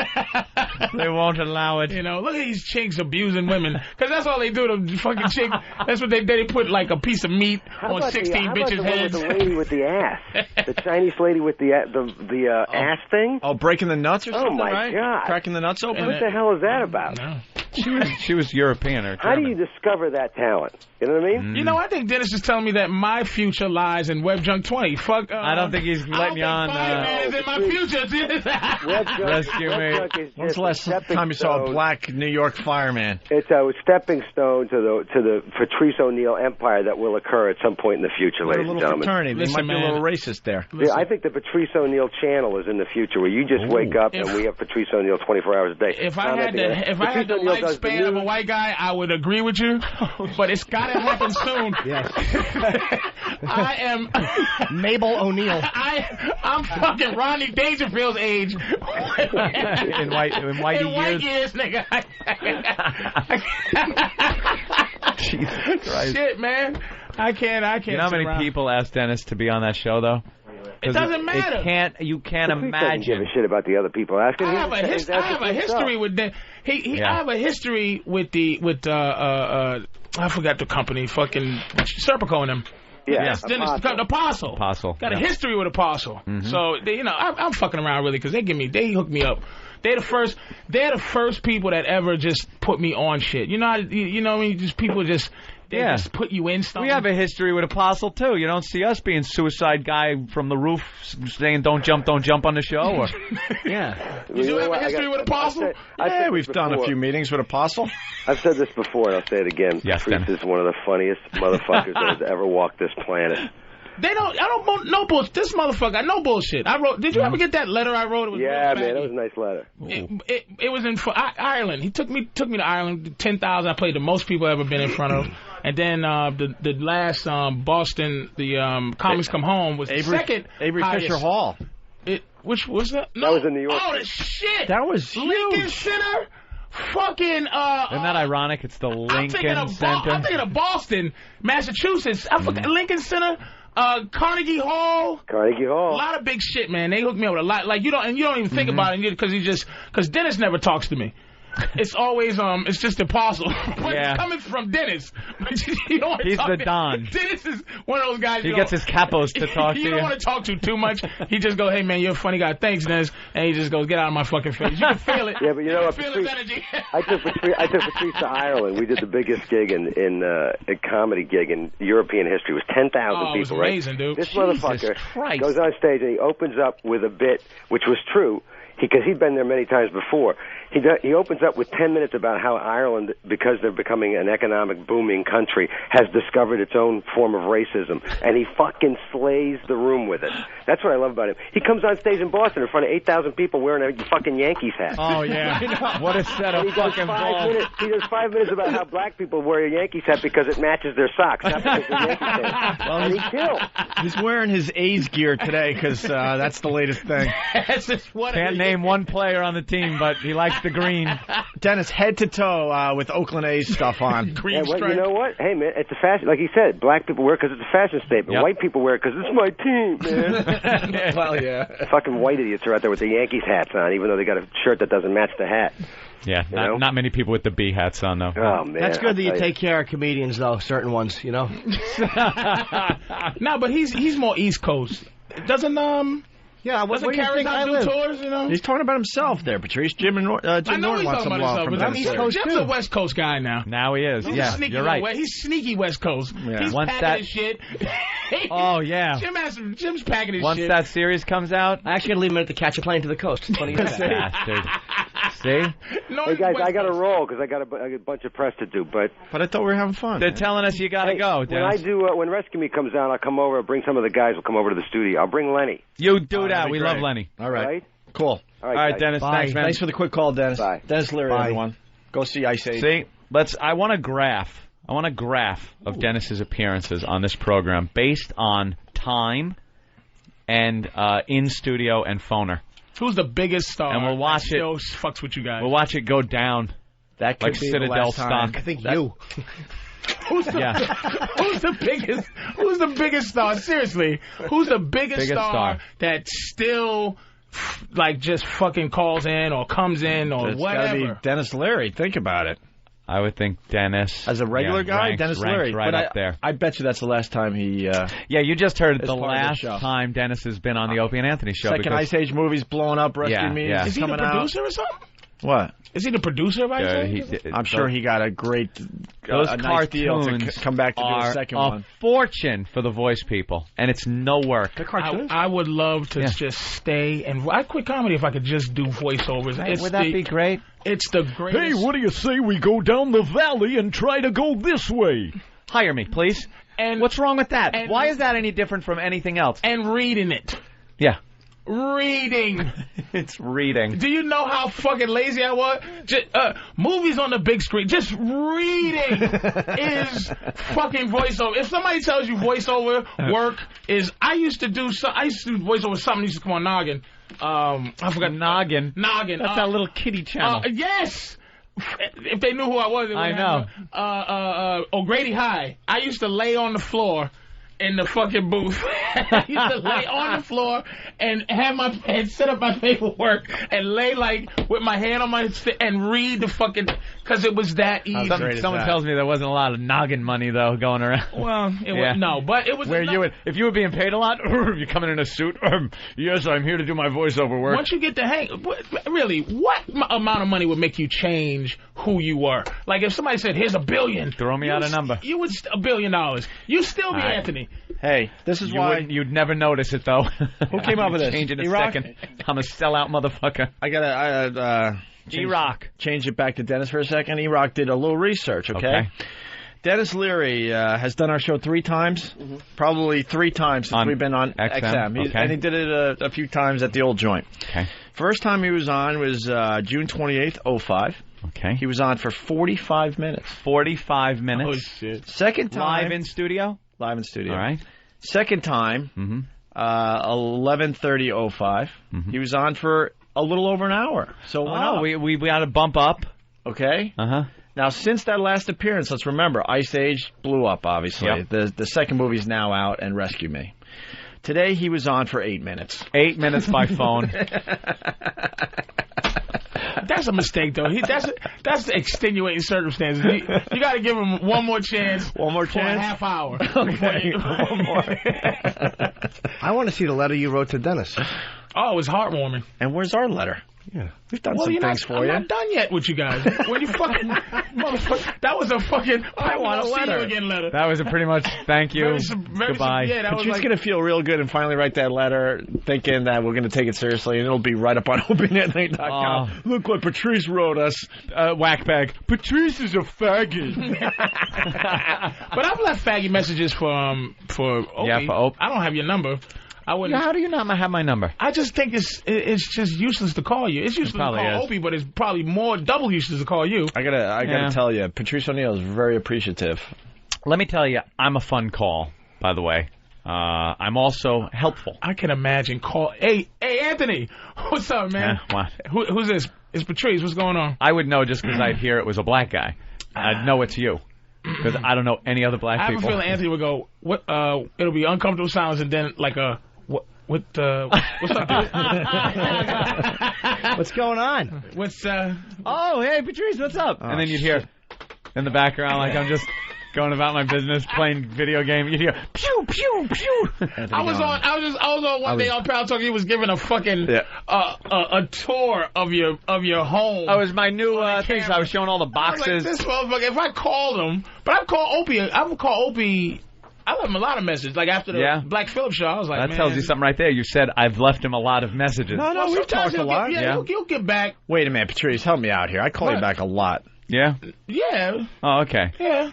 Because Ope never really. 90% of the time, the phone won't pick up. But I'm very like, I don't want to be the motherfucker bothering people, so I'll only call once. So I can't really say you won't get back. And I have a message that says, listen, I'll try to get back to you. Yeah. It's probably not going to happen. But so I don't take it personal, you know what I mean, when people call you back. We do have to take a break because we got Alan Light here. And also, remember we started the show with that intern Tommy? Who? Stephen Wright guy. Oh, right. So Than got some Stephen Wright jokes together for him. And we'll see. I hope he didn't wake up. Boston, because I have to leave. You I gotta catch a mother. flight to the coast. You know how it is. We're shooting. Gotta go. But Jimmy. But no, I miss my friends. Where are you going? L.A.? L.A. And when is your flight? 1:15. 1:15. It's only 10. I have an 11:15 pickup, so I'll go home. 11:15. Yeah. You all packed? 95%. Yeah. I gotta put like my nose stuff and a couple of things. So you're gonna fly to Boston to do our show? No, I'm gonna fly back to New York and go up with you. I'm driving you up? I may. Well, I think XM may give me the room the day early because I may have to fly in. I might leave first class. I might leave Friday though. First class. For my first class. I would laugh at NBC if they fly the. Oh. If they try to fly the coach. Do you have your gold status or platinum? Gold. Platinum. Yeah, platinum status. All right. Yeah, I know. Maybe I will fly in Friday. Though. I'll see if I can switch the flight to go through Houston. I'm just warning you. I might go up Friday. Well, I'm not even kidding. Then maybe I'll have Donnie get me the room, and I'll tell Donnie to book the suite, and I'll just switch the flight and I'll fly right in from the coast. Get the hell out of here! You'll fly right into Boston. I'll fly in from the coast. I'll take a quick connection. Just make sure the suite's set up in the car. That's all. I'm ready to go. Oh, I know. I won't have enough clothes. Fuck. Speaking of people leaving the show, just go buy some at the mall. Have them close the store down. Yeah. I'll have Kenny tell him I'm coming. Close the store down and get me a few items. Could you close the store? Mr. Norton would like to... Who? Who? Opie and Anthony. Two guys from... I'm the cop that got in trouble. Oh, you, okay. It was funny watching Kenny explain that, and the more details you have to give, the less you know somebody recognizes you. Yeah. You know, from New Jersey... You know, I told dirty jokes. You know, no one knows you. No one knows. You're not Lenny Bruce. Dude, I've done that exact thing with our St. Pat's. Yeah. You know. They either know right away or they have no clue. Or they don't. And you're like, why am I explaining this? They don't know. Kenny's the only cop who had a mullet. I know you. Yeah, that is the guy with the mullet. I have a mullet and a tapering head. Yes. I'm going to leave Stupid cop mustache. Jim Norton, have fun in L.A. We'll see you in Boston when we broadcast live. Monday, I think we're broadcasting live from Boston. Yeah. Bill's Bar, Marathon is it? Monday. I don't even know. Lansdowne Street? Sounds good. Are you really going up Friday? Maybe. I didn't know that. All right, I'll try to wait for you. Wow, you're going to my hometown. Holy shit. Why don't you come with us? Tell everybody I said hi. You should. You should come up to Boston, man. I miss my mom. Come up with all of us. Nice to visit my mommy. Could someone point to Derek? Point. My plane doesn't crash. Now, we all know that Opie and Anthony Wow stickers are your tickets to seeing some beautiful bosoms. Well, yeah. Did you know that Wow stickers have many other uses? I sliced out both my kidneys, and I patched up the wounds with Wow stickers. But dude, How do you pee? Oh, boy. Can't pee. This was incredibly nearsighted. Get your official Opie and Anthony wow stickers at opieandanthony.com. Gotta go pee, can't go pee, gotta go pee, can't go pee, pee dance, gotta go pee, can't go pee.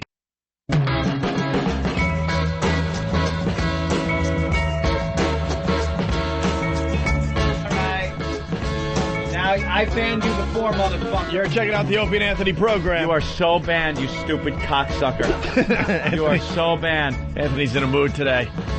Patrice O'Neal in studio. He's going to do the rest of the week with us, and we couldn't be happier. Alan Light in studio. Stones playing behind us. They censored the Stones in China. They finally got there and finally got the show. I think they knew there were going to be some limitations going in. Yeah, because they're making a big deal because it's censorship, obviously. But you got to think if you're going to play China, that you're not going to. Yeah, that was not a surprise. You're not hey, gonna they be censored them on the Super Bowl, so let's. That was so ridiculous. What do they have to go to China to get censored? So they couldn't play 4 or 5 songs over there. Yeah, something like that. I mean, they were going to go a few years ago. I don't know. It was one of the new songs and a couple of the old songs. Ah, okay. I forget which ones. Yeah, I don't remember. Like It Matters and Mick Jagger cared. Well, he did way back in the Ed Sullivan days. He cared. What's the matter? Are you saying maybe he doesn't have the same passion for it and it's all about the cash? It's China. I think it's just a huge accomplishment just to be able to say, wow, we played China. Yeah. Who would have thought that would have ever happened, right? Right. And they could do most of the set. They could do the, got a catalog. You pick your spots. 10,000 songs big, so they couldn't play 4 or 5. I don't think Mick Jagger, he's all for that. I'd like to know which ones, though, and why the government felt bring them. Ben in. Ben knows. Ben knows. I should know. It's wrong that I don't know. He's keeping it under his hat, though, with a cement mixer. Come on, Ben. Where are you? He was just in here. Ben. Here, Ben. Ben, come on, boy. Come on, Ben. Come on, boy. Come on, Ben. What's wrong, Patrice? Come here, Ben. Come on, Ben. So fucked up. Dude, the worst part about Come on, Ben. Good boy, Ben. Come here, Ben. Be good boy. The worst part about it, we're struggling a little bit here on the air. I just saw him way in the background near the office. Just puts up a finger like 1 minute. 1 minute. All right, we'll sweat for another minute here live on the. Here he comes. Good boy. Oh my God. It's on Earl. Oh, I thought you knew the songs off the top of your head. Earl's here? Yeah. Then bring Earl in. Earl would absolutely know. Come on, Earl. I know Satisfaction is one. It was like 5 of them. Earl, what songs? Earl, we need to know what songs were banned in China. I think it was Let's Spend the Night Together, Brown Sugar, Rough Justice. Rough Justice was definitely one of them, yeah. Wow. Why Brown Sugar?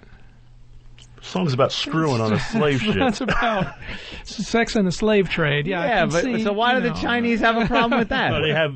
Is that what the fuck it's about? Can I didn't know either. Oh, we're educating. Hold on. Can I raise my hand? I'm going to raise my hand too, and everyone else. I had no idea, and I've been playing that song on the radio my entire life. This is why hooks are so important. Right? Yeah. Tell that to America. He pulls a black naughty head, fucks her on the edge of the bowl, and shoots the cannon off in her black pussy. Brown sugar, we gonna sell the bitch for a dime. Brown sugar, brown. That means her brown black pussy. Are you fucking? I had no idea. Me? Go back and listen, kids. Yep, dude. Where does it say like that? Like the opening of sold on slave on a cotton field, sold in the market down in New Orleans. Yeah, but I think she's there already, right? Oh my God! I swear to God, I've been playing this song my entire life. I had no idea. Ain't she there already? Hold on, I want to hear like a black girl should. All right, hold on. Let's hear the lyrics now. I can't believe this is news. 35 years later. 35 years this song came out. I suppose she was a slave, but I didn't know that. All I know is brown sugar. Diddly darling. There you go. Bound for cotton. Hold on. Pause that. Mick Jagger wasn't brave enough to sell that lyric, though, man. That's the first time I've heard it that way. What? He kind of slave, bound for cotton fields. So she's on her way. She's bound for a cotton field. Sold in a market down in New Orleans. But he didn't, really pronounce it that well. Yeah. Because this was what? This came out in the 60s. 1971. 71, okay, so. I don't know. 35 years, and we're still... Listen again.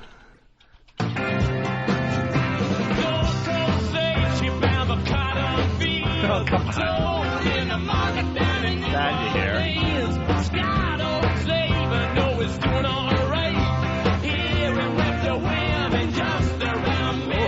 Hear him whip the women just around midnight. I have no idea. I'm such an idiot. Patrice is going to fall over. Look at that look.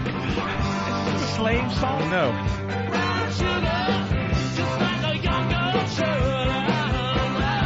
A young girl should? What happened? Hey, I don't know. He's whipping her, and then she's dancing like a young girl should. What? He got her to behave.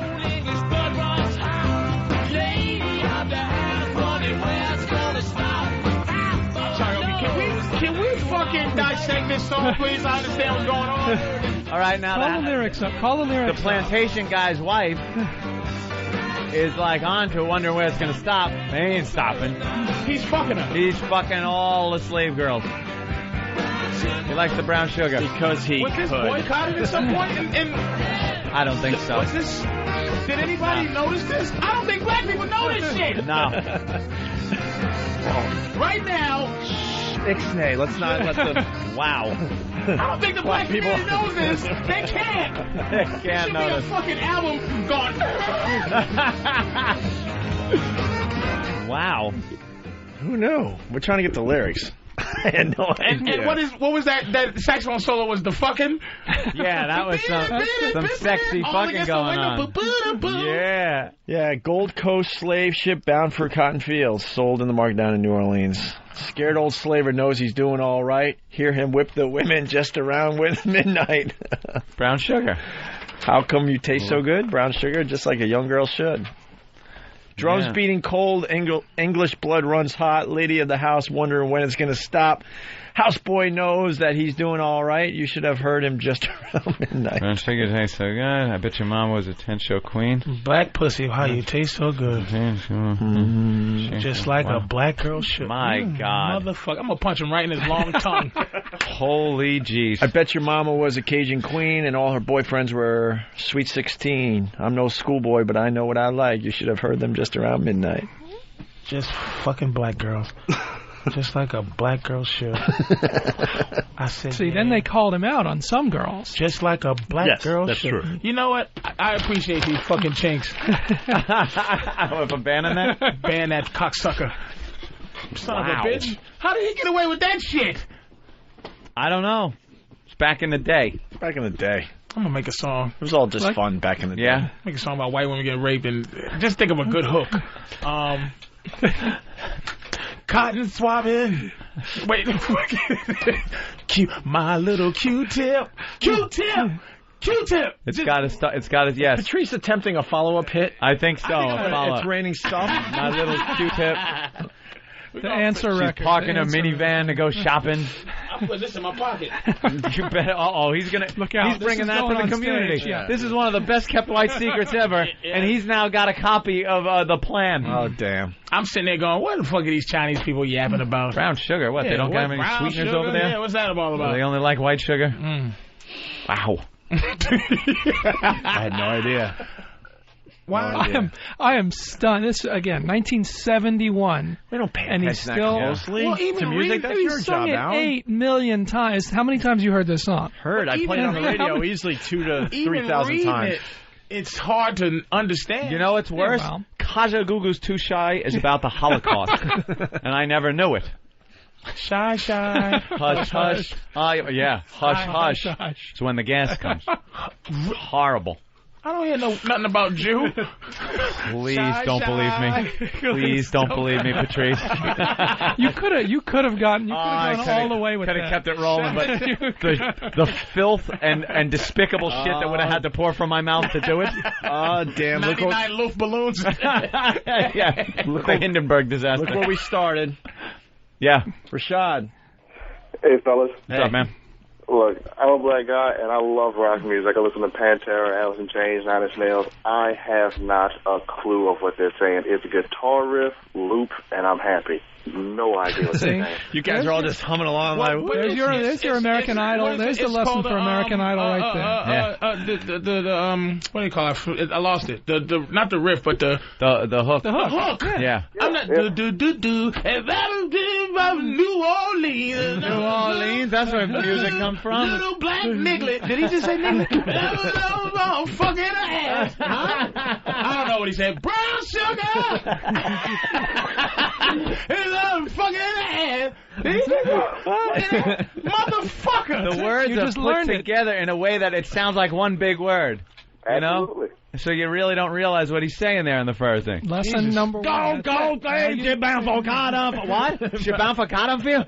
Motherfucker. Shibam for Cotterfield. Rohoa should be as clever. What is the motherfuckers? What's the Rohoa? The white motherfuckers. They should just be clever. They can sing all the fucking songs they want. Any racist stuff you want as long as you make it string it out into one word. Can you...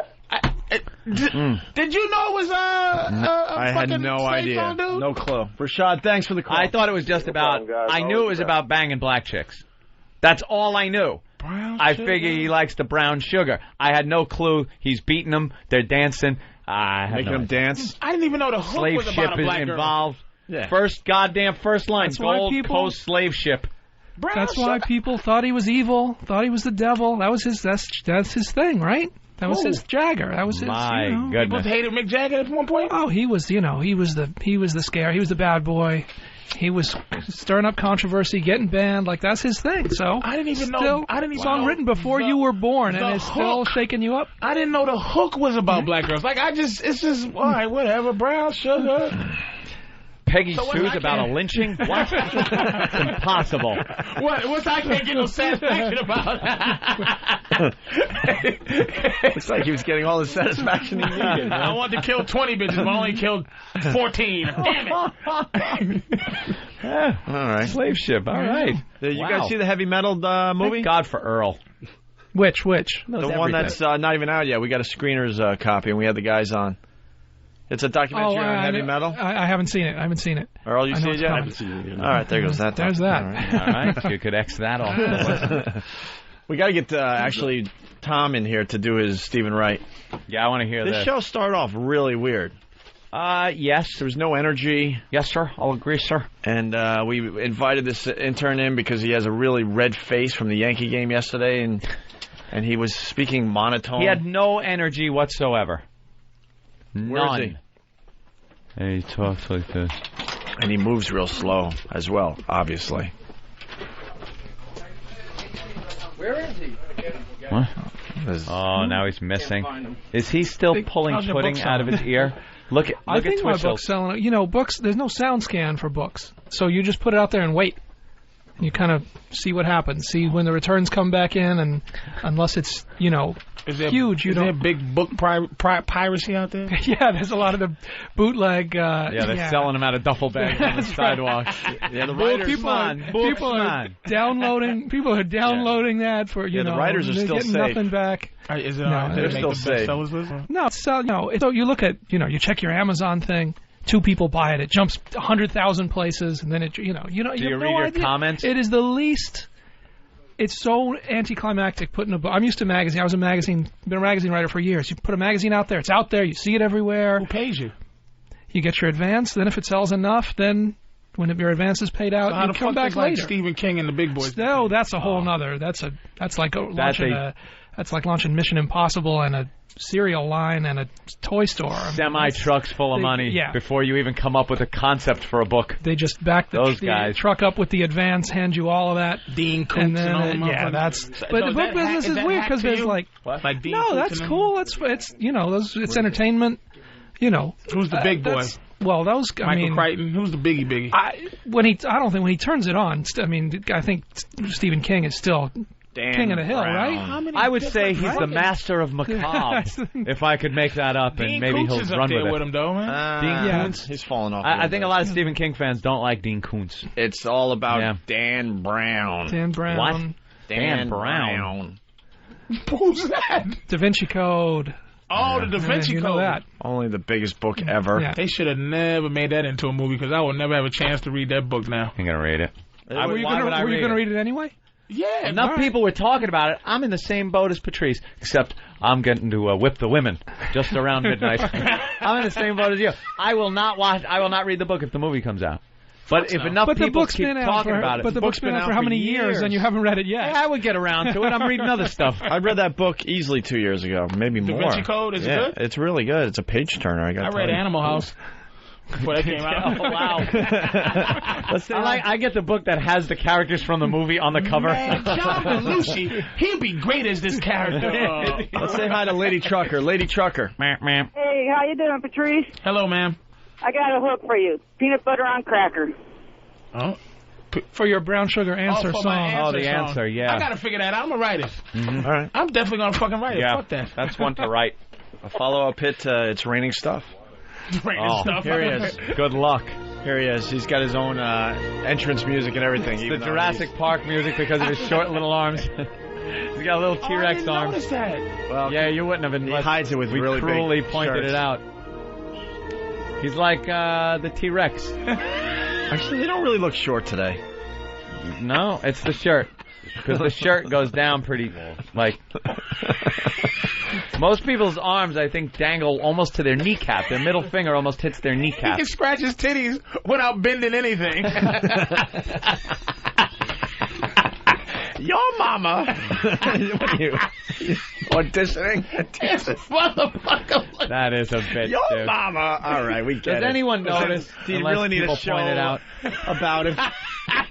I can't believe that seconds of that fucking crap show. is on MTV. Maybe 8 seconds. Your mama. Oh, with that corny, evidently a sissy dude. Oh. Nick Cannon. No, not Nick Cannon. The dude from Your Mama. The 70s show, right? Oh, goodness. No. Was it? I don't know. Yes, the Indian. Tom, how are you? Pretty good. How are you? See, that's all he gives us. Pretty good. People ever noticed about the arm thing or anything? Yes. They brought it. Your friends have always kind of teased you about it. Yes. He's shaped like 5 different people. He's in shape, out of shape. He's got a big head, a little head. His head's big and little at the same time. He was this close to being a dwarf. Maybe that was it. At the last minute. At the last second, God said, no, I'm just kidding. He really is built like a fetus. Look, you can see his fingernails. He really is built like the second trimester. Your mama. Your mama's arms are so short. A whole fucking show about that. They've run out of ideas in Hollywood. It's official. Your mama's so black when I look at her, I think I'm asleep. And that's the reaction half the time. You're like, huh? I gotcha. That's funny, yeah. Anyway, Tom. Well, Tom, have you gotten any energy since you've been here this morning? A little bit. A little bit? I kind of hear it in your voice. He's a radio DJ, too, Alan. Alan Lice. Right? Very famous writer in studio. Nice to meet you. Happy to be here. Happy to witness a moment like this. What's your favorite band? I'm more into hip hop, but that counts. Other than that, Too short. Motherfucking Too Short. Bismarcky and fucking Too Short. Too short. He looks like Bismarcky and Too Short put together. Bottle of Clorox. I guess in terms of hip hop, probably D Block, and for rock, probably Linkin Park. Nice. All right. Did you like? Sounds very enthusiastic about it. Did you like the collaboration with Jay-Z? What happens when Jay-Z says throw your hands in the air? He hits himself in his ears. Fuck, you fucking asshole.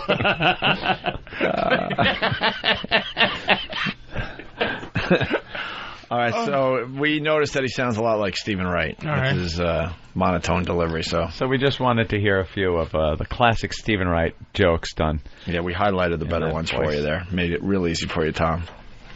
All right. Yesterday, I parked my car in a towaway zone. When I came back, the entire area was missing. Yeah, that's about it.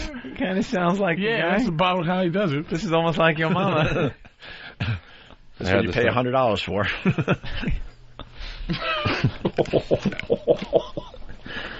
I had to stop driving my car for a while. The tires got dizzy.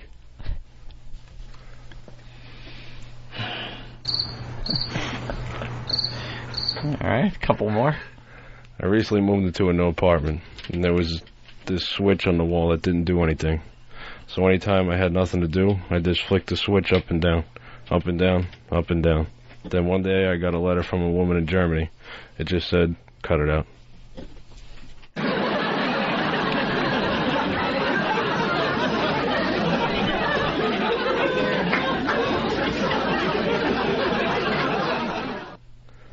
I put instant coffee in my microwave oven and almost went back in time. These are hard. How come when Stephen Wright does it, people laugh? I think it's visual, too. It gotta be. Yeah. Gotta be, right? Because when you just read them or hear them... Because it sounds just like Steve. Sounds like him. But I'm like, oh, no, is Steven not funny? It can't be. Maybe Steven's not funny, but... No, he's funny. Turn him on and get a chuckle. Fuck me. Yeah, of course he's funny, but what the fuck's going on here? All right, a few more there, Tom. It's a weird experiment here. I saw a man with a wooden leg and a real foot. Maybe he's not delivering it exactly like... Read that one again. But well, Steve goes, nothing can make that one funny, Patrice. No, you know... a man with a wooden leg and a real foot. Yeah. See, it's like... He's not reading it with the timing of Steve. It's all the ingredients to a cake, but they're not mixed right. Just like his body. It's all the parts you need, but they're just not put together right. This next one, read... You know what beat is? You know what they say when you get beat? Of course you do, right? Okay. So just do the I met thing with a beat, and just wait a beat, and then do the last thing, the punch. See if that's Stephen Wright. I met her at Macy's. She was shopping. I put Slinkies on the escalator. I was put... Oh, wow. Boy. Yeah, it gets even worse when you miss a word. Dennis Leary's not calling you anytime soon to read. No. Some people think George is weird because he has sideburns behind his ears. I think George is weird because he has false teeth with braces on them. George is a radio announcer, and when he walks under a bridge, you can hear him talk. You what? You can't hear him. You can't hear him talk. Yeah, see, because you drive under a bridge. And wow, you are leaving out the most important word. In the past two, he's left out the most important word. But he's doing pretty good on them long ones, though, because I'm feeling like, what the fuck? Some short ones. I bought some batteries, but they weren't included, so I had to buy them again. That's Stephen Wright. That's Stephen Wright. That is him. It's funny when Stephen Wright says it. What? I don't get it. Maybe Stephen Wright is brilliant. I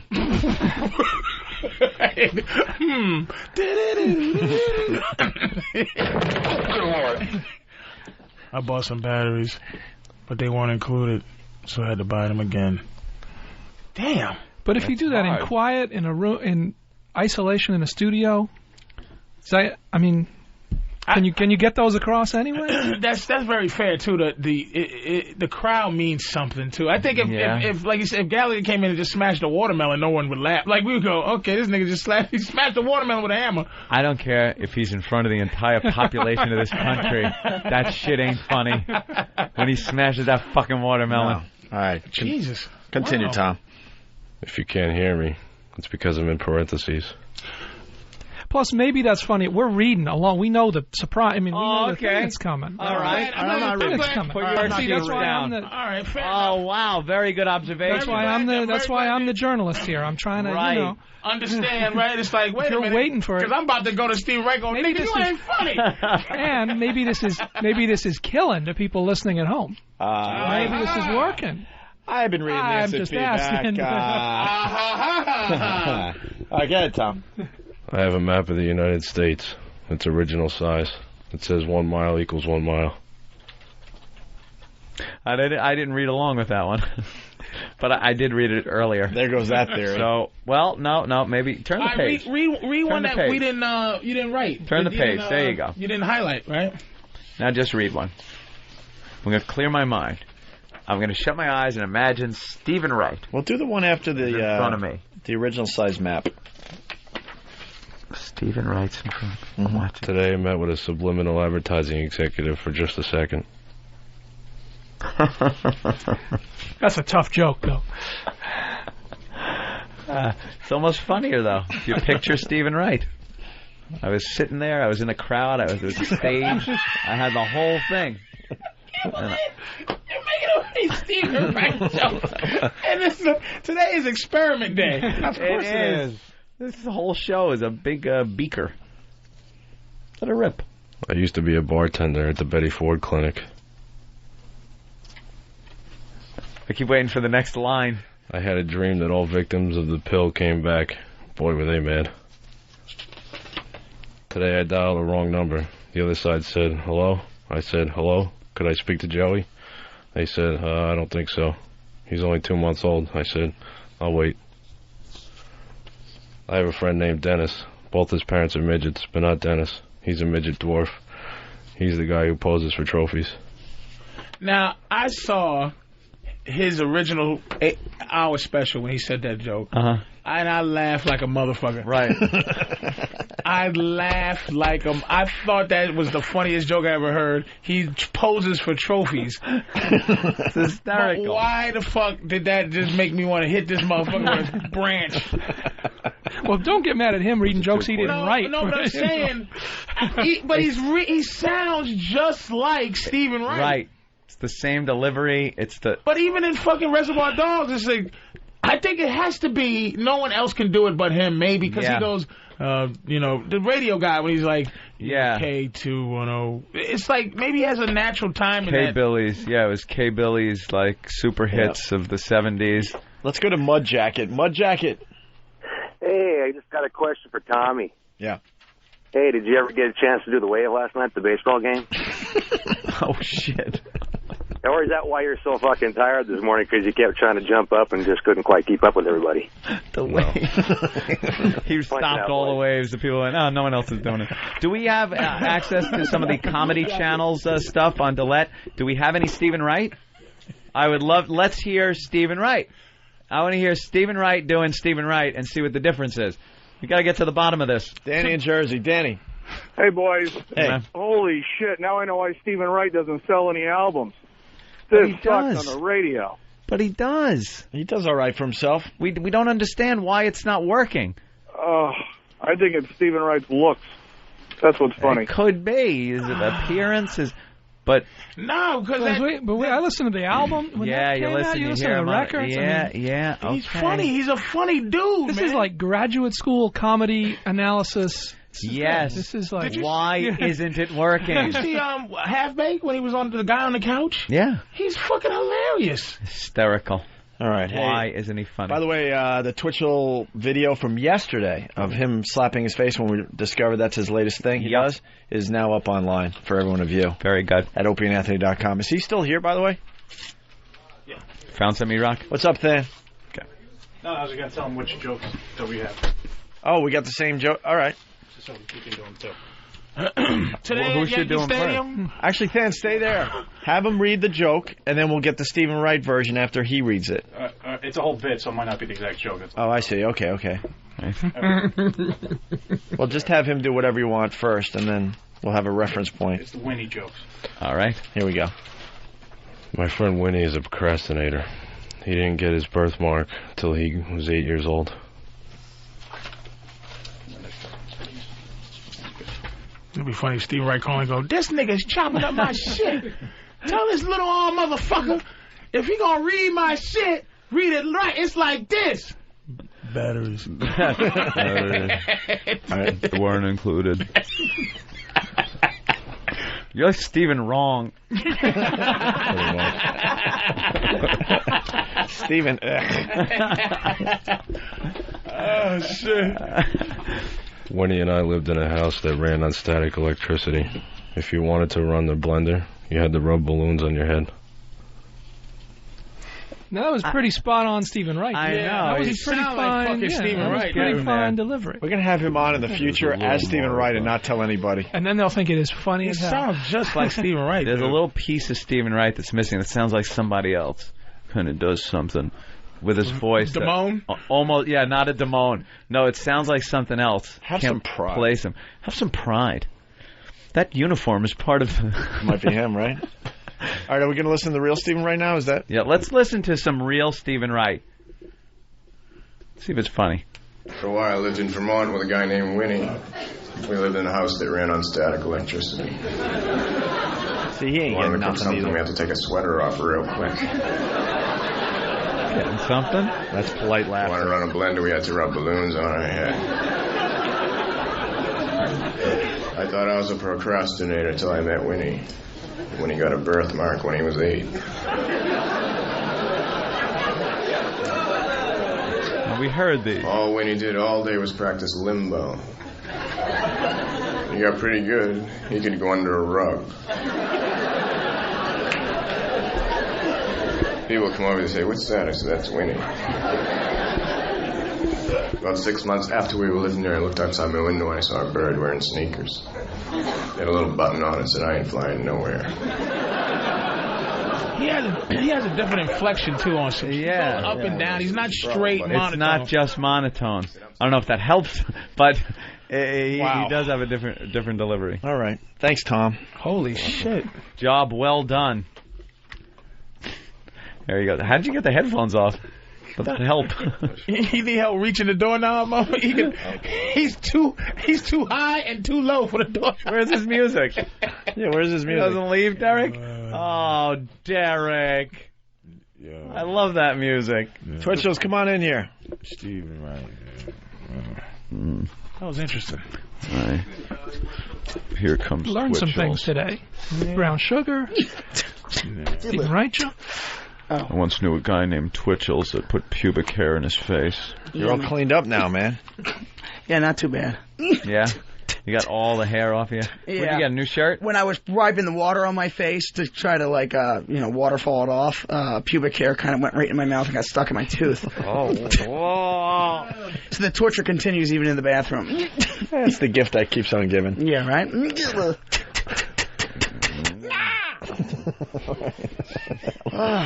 Pterodactyl. He's like, did that sound like one of the Beastie Boys? Sabotage. It's a sabotage. Here's a little story.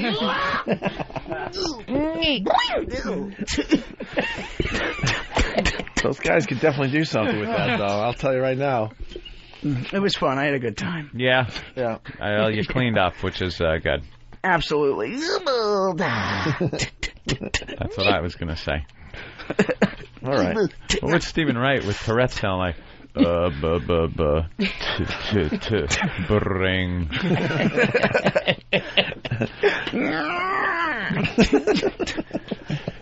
Really? I was pulled over for speed, and the officer said, "Don't you know?" I replied, "Yes, but."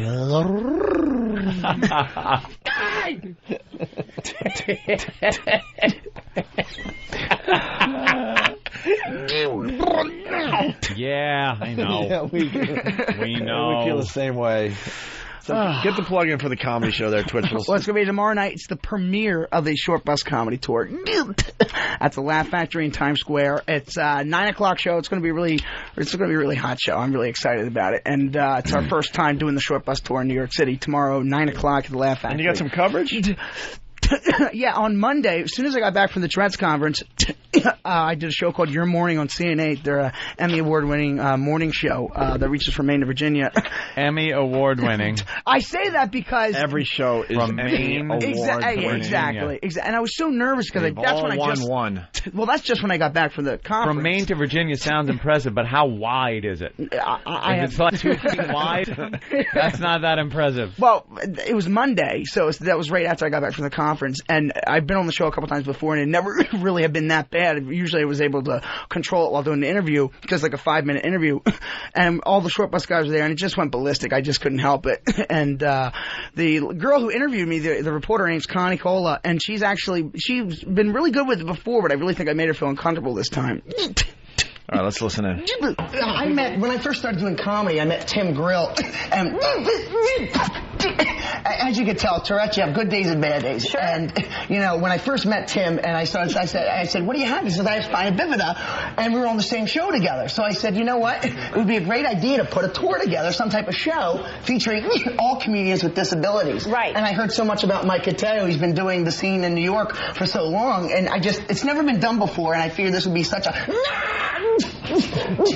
good idea. That's the Dunkin' Donuts coffee talking. Just kicking in now, right? Yeah, that's exactly. That's the Dunkin' Donuts Tourette's. Nothing to do with Tourette's. You all right there, buddy? You okay? Give me a little back massage here. Oh, God.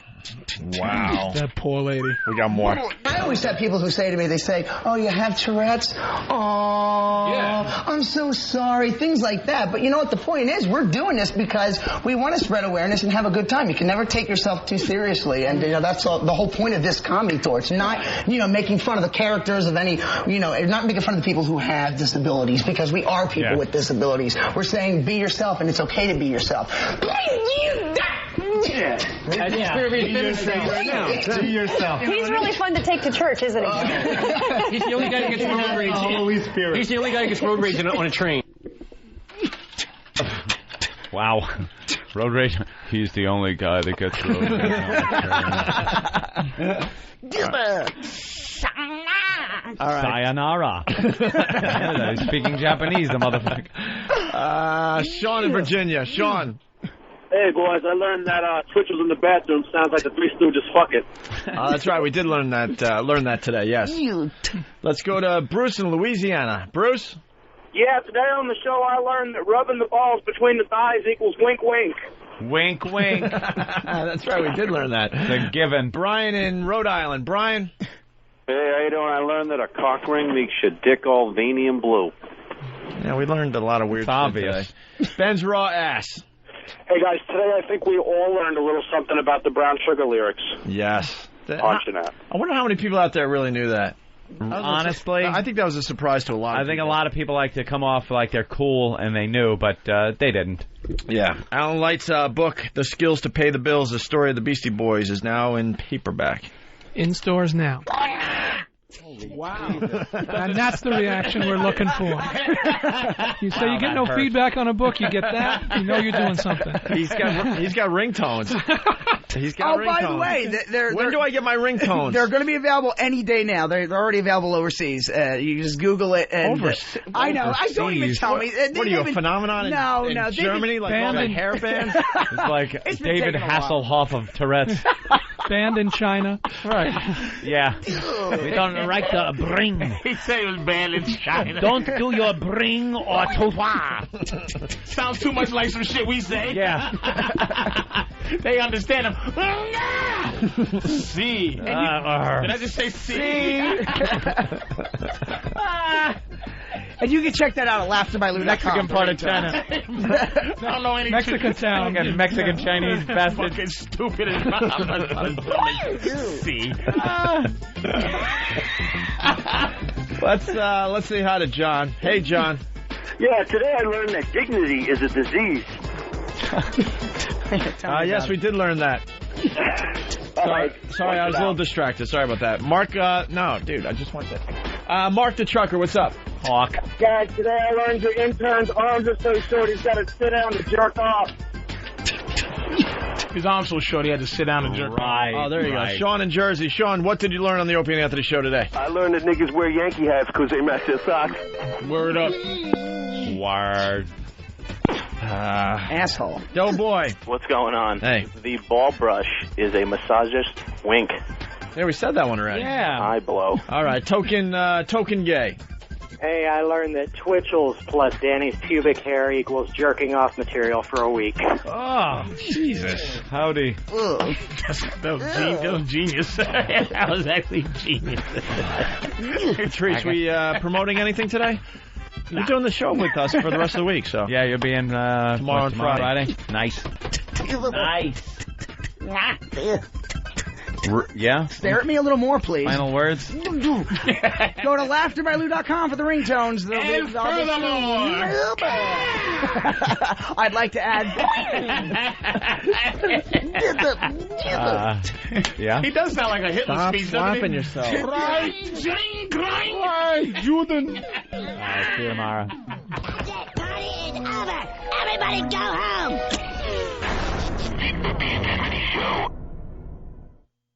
There are two type of poker players in the world, winners and losers. And unless you're winning all the time, well, you might want to head over to Bodog.net. That's BODOG.net.